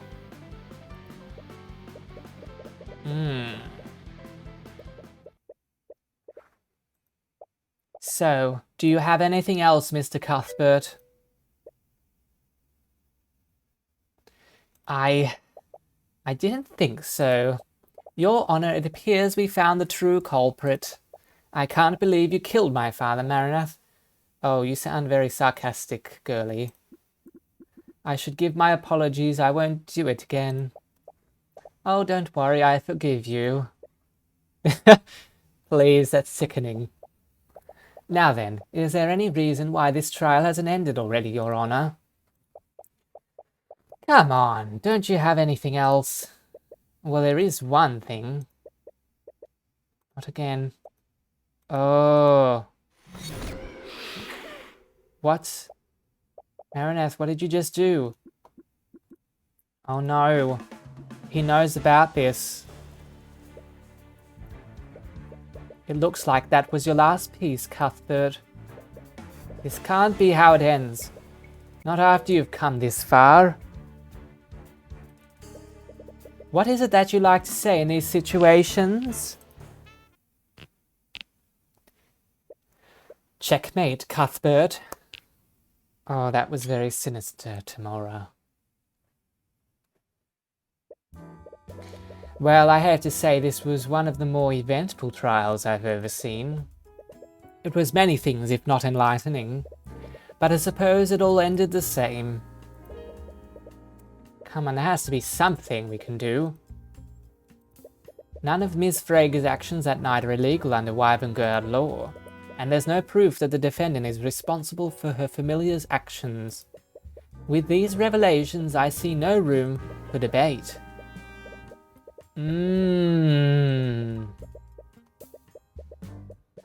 After everything you've gone through. This world is bleak, merciless and unforgiving.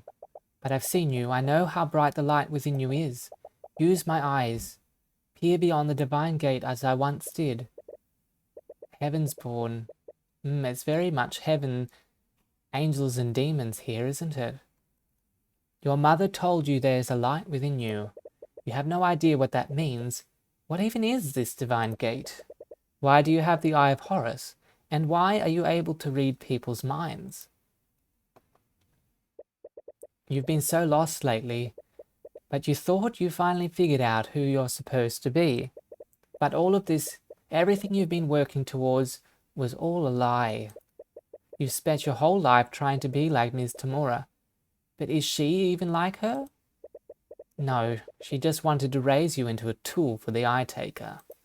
She was never your guardian, neither your mother. Your real mother died years ago. Was Iris right? Is everything in your life trying just to use you? No, I think she's using us, so don't feel that way. You've had no idea what to do with yourself since your mother died. You've just been making mistake after mistake, leaving Oranax, trusting Tamora, becoming an attorney. No, Iris is just putting trepidation and fear and hesitance in your mind. Don't believe her.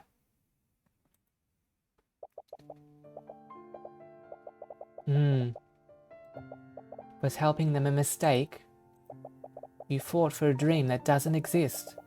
But that doesn't mean that you can't make it real. It's true that you followed Tamora's lead, but you've always done what you thought was right above everything else. You wouldn't have stood up to that criminal if you truly didn't know right from wrong. And you wouldn't be standing here if you'd just done as you were told. What do I do? I'm not going to tell you that. You already know the answer. You've always known the answer.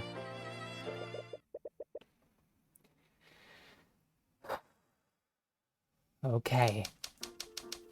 How do you prove that Beatrice ordered Maranath? There's always a way to win in the end. How did you prove that Beatrice ordered Maranath? I mean, that's what lies beneath everything, doesn't it? Okay. Tell a lie, use deduction, use testimony, use physical evidence. Well, we don't have any evidence or testimony, I don't think. Would have Beatrice cast a spell onto Maranath and tricked him? Quite possibly. Or she may have made him believe... I mean, if he can only tell truth, he may have interpreted that she didn't order him in the way that she somehow worded it. She is very sinister like that. Is it possible that acquits? Oh, no. And Maranath? I wonder. If we tell a lie and Maranath can only tell truth, would that cut through this? Use evidence that connects. Well, I think we're in this bind because we lack evidence. That's why Tyrion tried to use the eye, because he only does that when he's sort of at his wit's end. I think maybe this might be the way. No. Okay.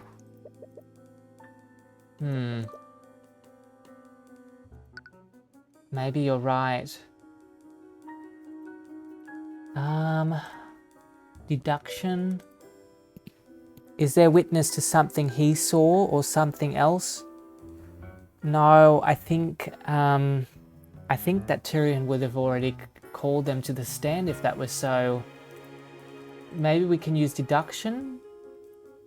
Connects. Oh, yes. No. Or tell a lie? No.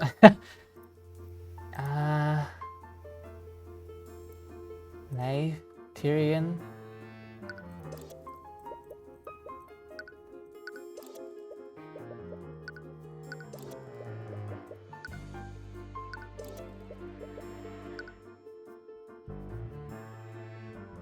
Oh, whoops, I'm on the wrong thing.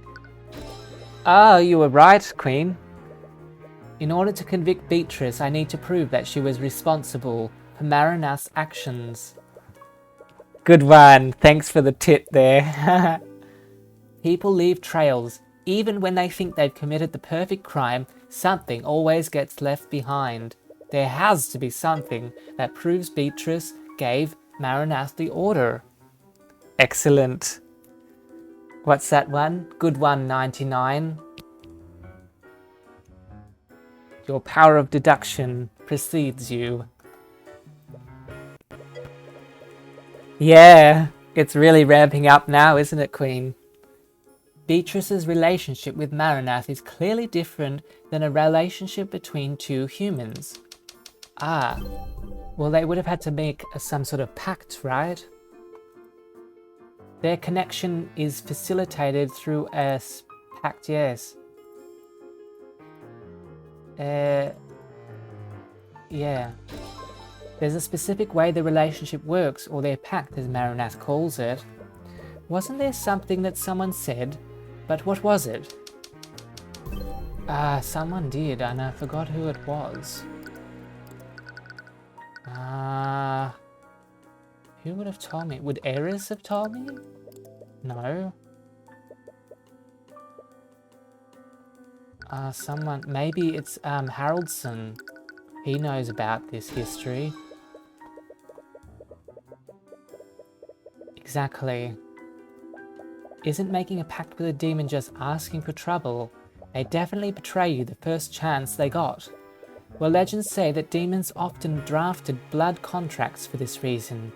Wait, do you mean like a legally binding document?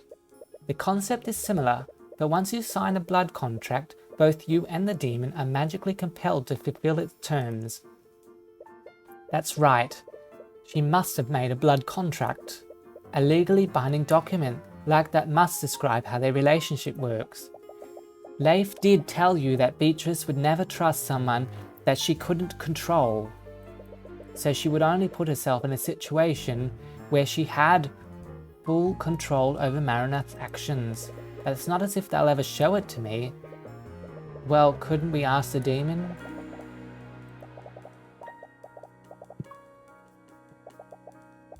How am I speaking with my mother, by the way? Is this power of the eye too?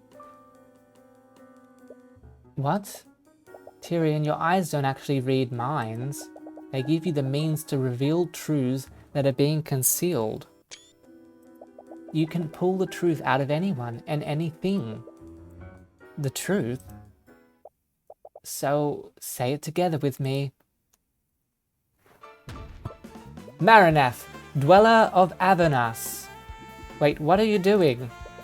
By the eye of Horus, I issue upon you a divine edict. Release thy guards and manifest your blood contract with Beatrice Freyga. Oh, here we go. It's a legal document written in blood. It's also 50 pages long. Luckily, you somehow know the excerpt of the exact section you need. Well, that's a convenience. Maranath is prohibited from killing or injuring any and all humans. Wait, does that mean Beatrice Freyga can designate individuals that are exempt from this rule, and exempted individuals will only remain so for 24 hours. After that, Maranath cannot harm them unless told otherwise. So rather than telling him to directly kill this person, she just made him an exempt from this rule. So I suppose then he, in a sense, he acted on his own will? Is that the sort of, you know, undercurrent? Indeed. Was that really your... No, that's not important right now. If it's tea, I'd be... Well, speak of the devil, Queen, I am sipping my tea right now. And it tasted so divine. What in the nine hells was that? Make it extra louder. I hope you heard that one. What just happened? Your Honor, I just made the witness manifest their blood contract. You did what? Oh, good. Crispy. Crispy clear. Oh, I got the pun. Don't you worry. You can think of it as a legally binding document. It lays out the terms of the pact between Beatrice Freyga and her familiar. Incredible! Where did you learn how to do such a thing? The library? Yeah, let's show them, Queen. We're almost got them cornered here. You think Al in the Mad Axis, he's just buying it. Yeah, I'm not buying it. At least someone's a bit more intelligent. How did you really find out how to do that? It's a long story. I know. You're not sure if she'd believe you even if you told her. Anyway, the defense's argument is such. Marinath was acting alone, and the defendant is not to blame for his actions that night. However, take a look at page 7 of this blood contract. It specifies that Marinath is prohibited from killing any and all humans. There's only one scenario where he can do so, and that's when Beatrice Frege designates someone to be exempt from this rule. You. Beatrice Frege, you didn't directly order Marinath to kill your father, but you implied it by telling Marinath that he could kill him. Not only that, you did so within the 24 hours of the Lord's Ball. Your intent was clear. You brought Marinath into Frege Manor with full knowledge that he could and would kill William Frege. There you have it. That is checkmate. Oh, nicely said, Cuthbert. Take that, Tamora.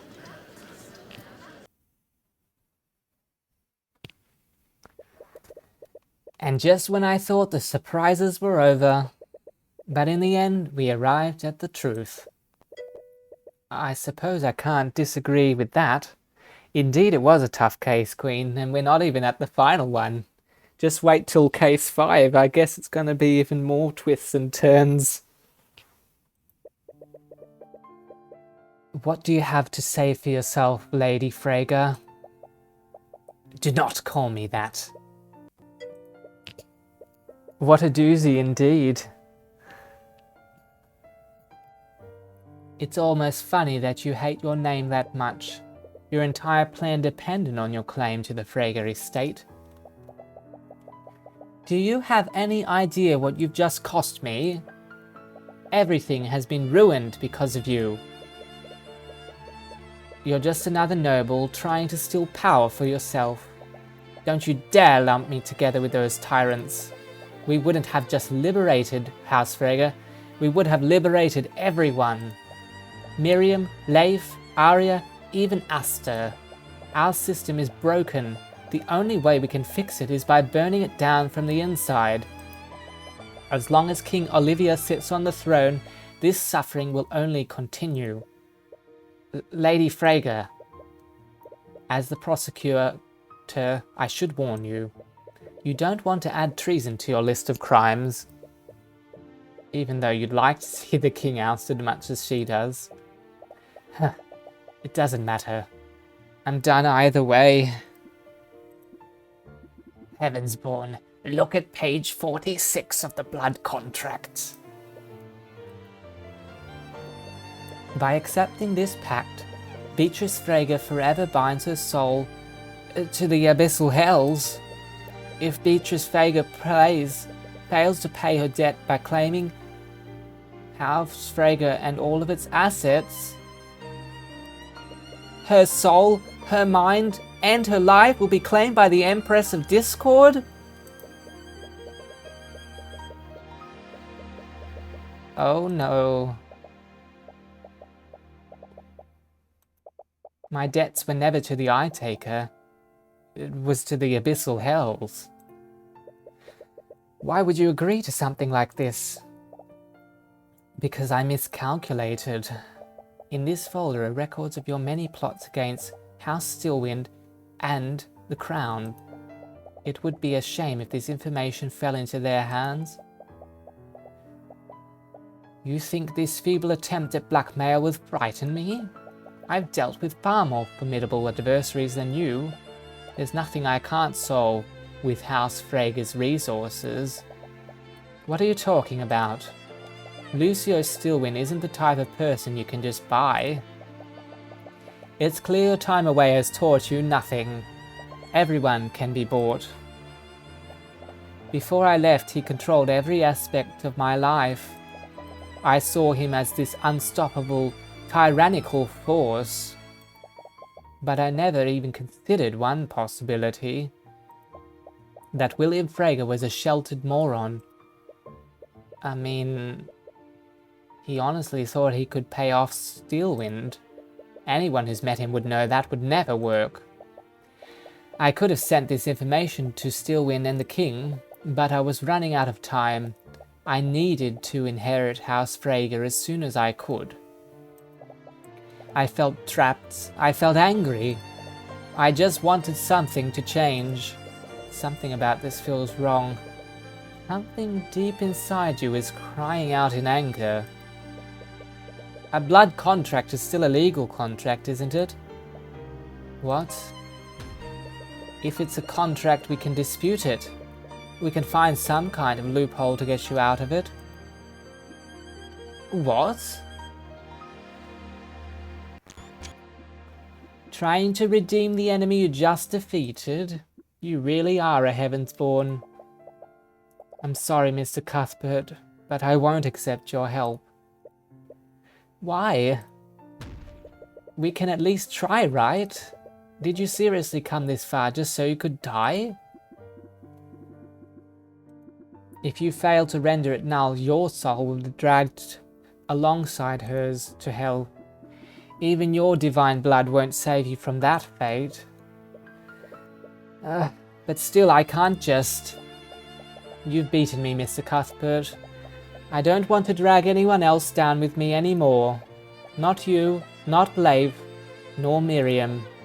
Despite everything, I still have my dignity.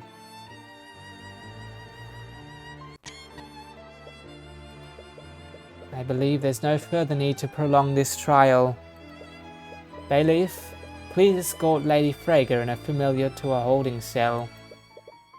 I'll be passing my verdict shortly.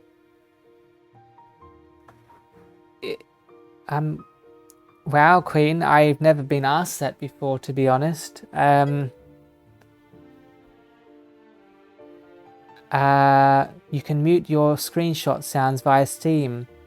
Oh, I know that, but I actually like the sound because you can use it to help know when it's been taken. Sometimes I feel if I press it and I don't hear the sound, I kind of actually not sure if it's taken it, and then I end up taking multiple photos. But thank you for the tip. It's just my OCD in that sense. But thank you for the tip. I'll be passing my verdict shortly.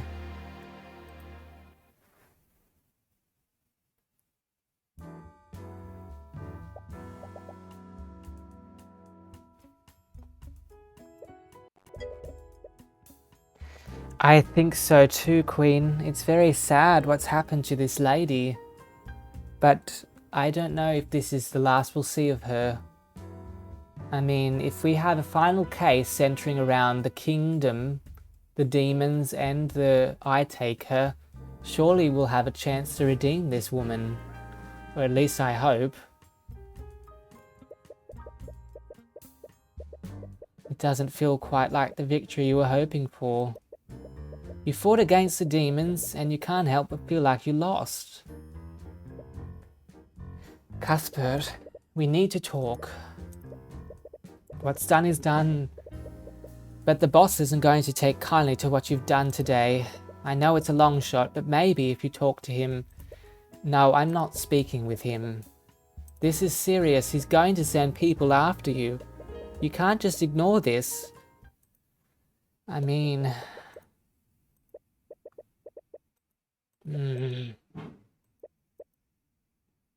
Yeah.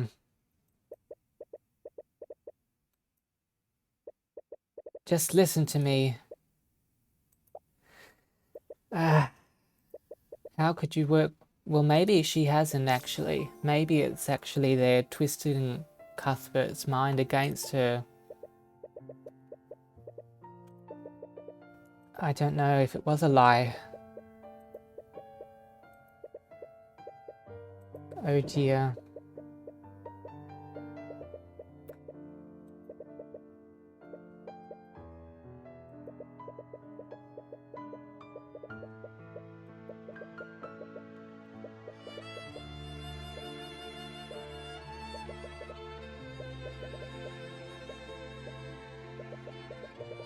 Oh no.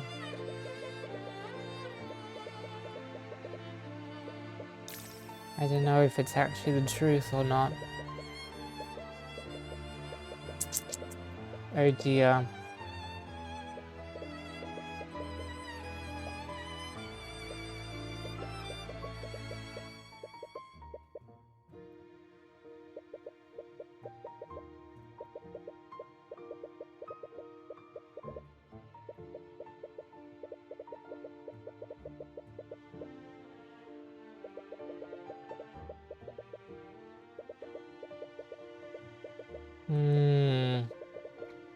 This iris is very conspicuous. We cannot let you control our mind any further. No. Exactly. Hmm.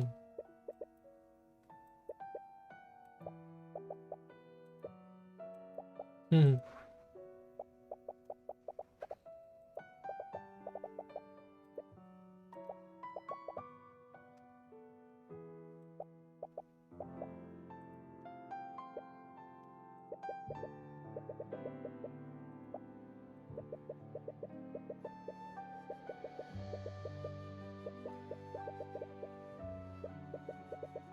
Yeah, all these memories show the truth.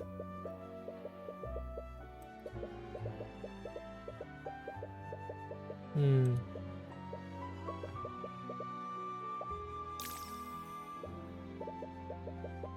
Hmm.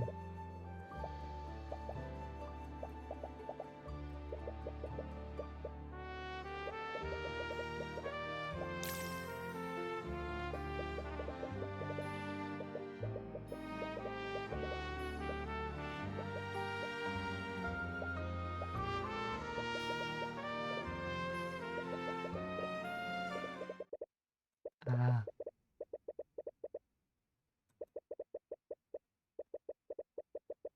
exactly. It's time to tell you.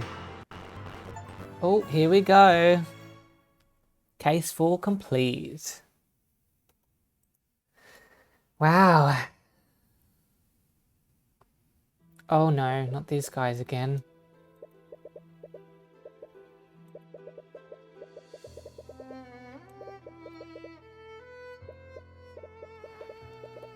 Hmm.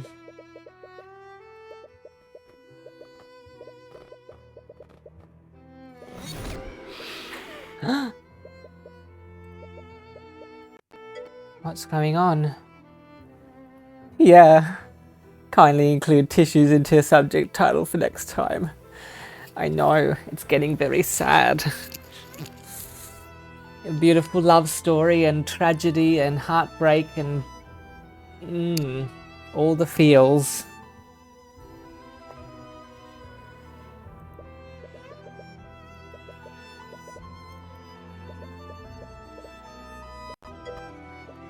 Yeah.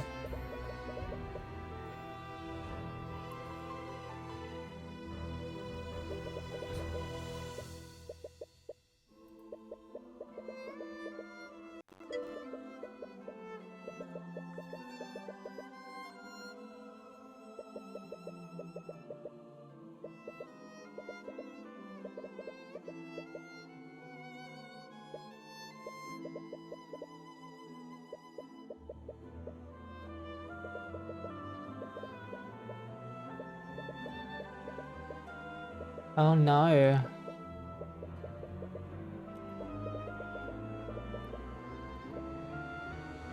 He's being manipulated by these demons.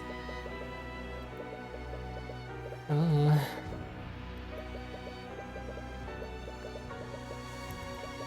Oh, my minions.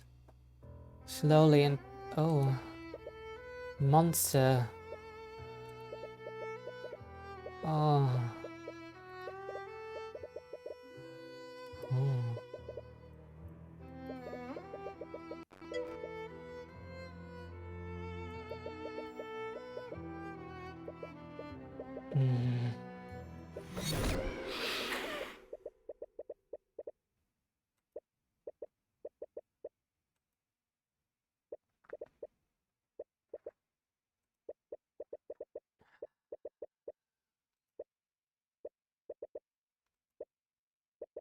Oh.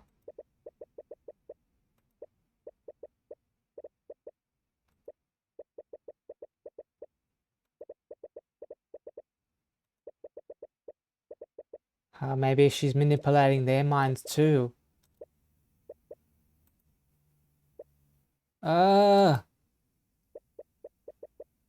Yeah.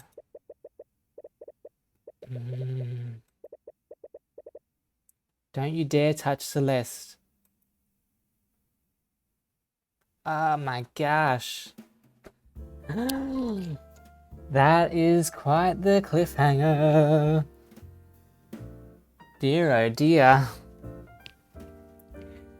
What a ride. That is quite something. Chapter 5 when, please? Next week. We will wrap up. Actually went over a little bit because I was excited to finish and we're on such a good run. But next Sunday, we will continue our journey through Tyrion Cuthbert, Attorney of the Arcane. The next chapter is... oh, it's the title of the game. Case 5. Eris' ill-mated name is anagram for mid-trails, meaning small missiles. Oh, I was wondering, because often, you know, Ace Attorney style games have puns or hidden meanings in character names. So I would say you're onto something there. Small missiles.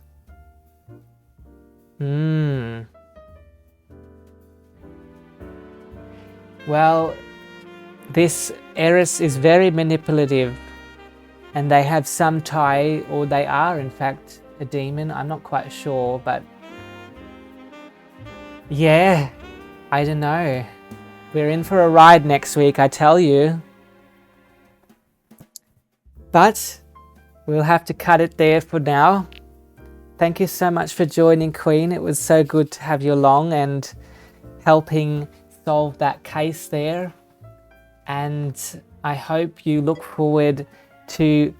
oh, you'll see me in... wait, are you streaming tonight at 7?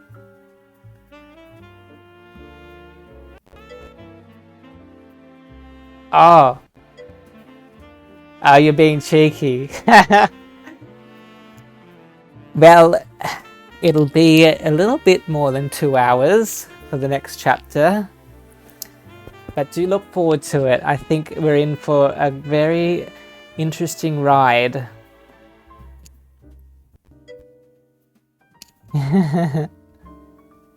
When does your evening streaming start, Queen? Is it from tomorrow? Okay. Alright. Well, hopefully I see you there. Oh, you're making it now. Exciting. Do we know what's up first?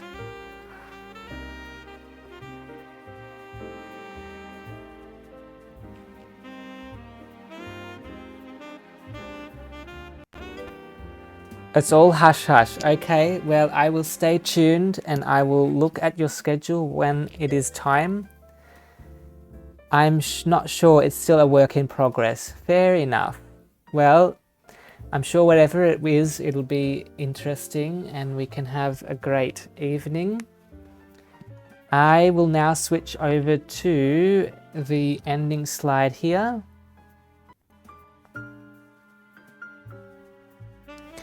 But thank you everyone again for joining and watching. I really hope you enjoyed your time.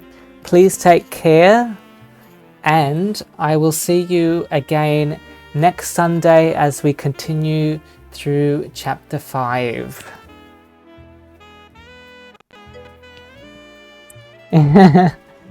Well, we'll just have to stay tuned.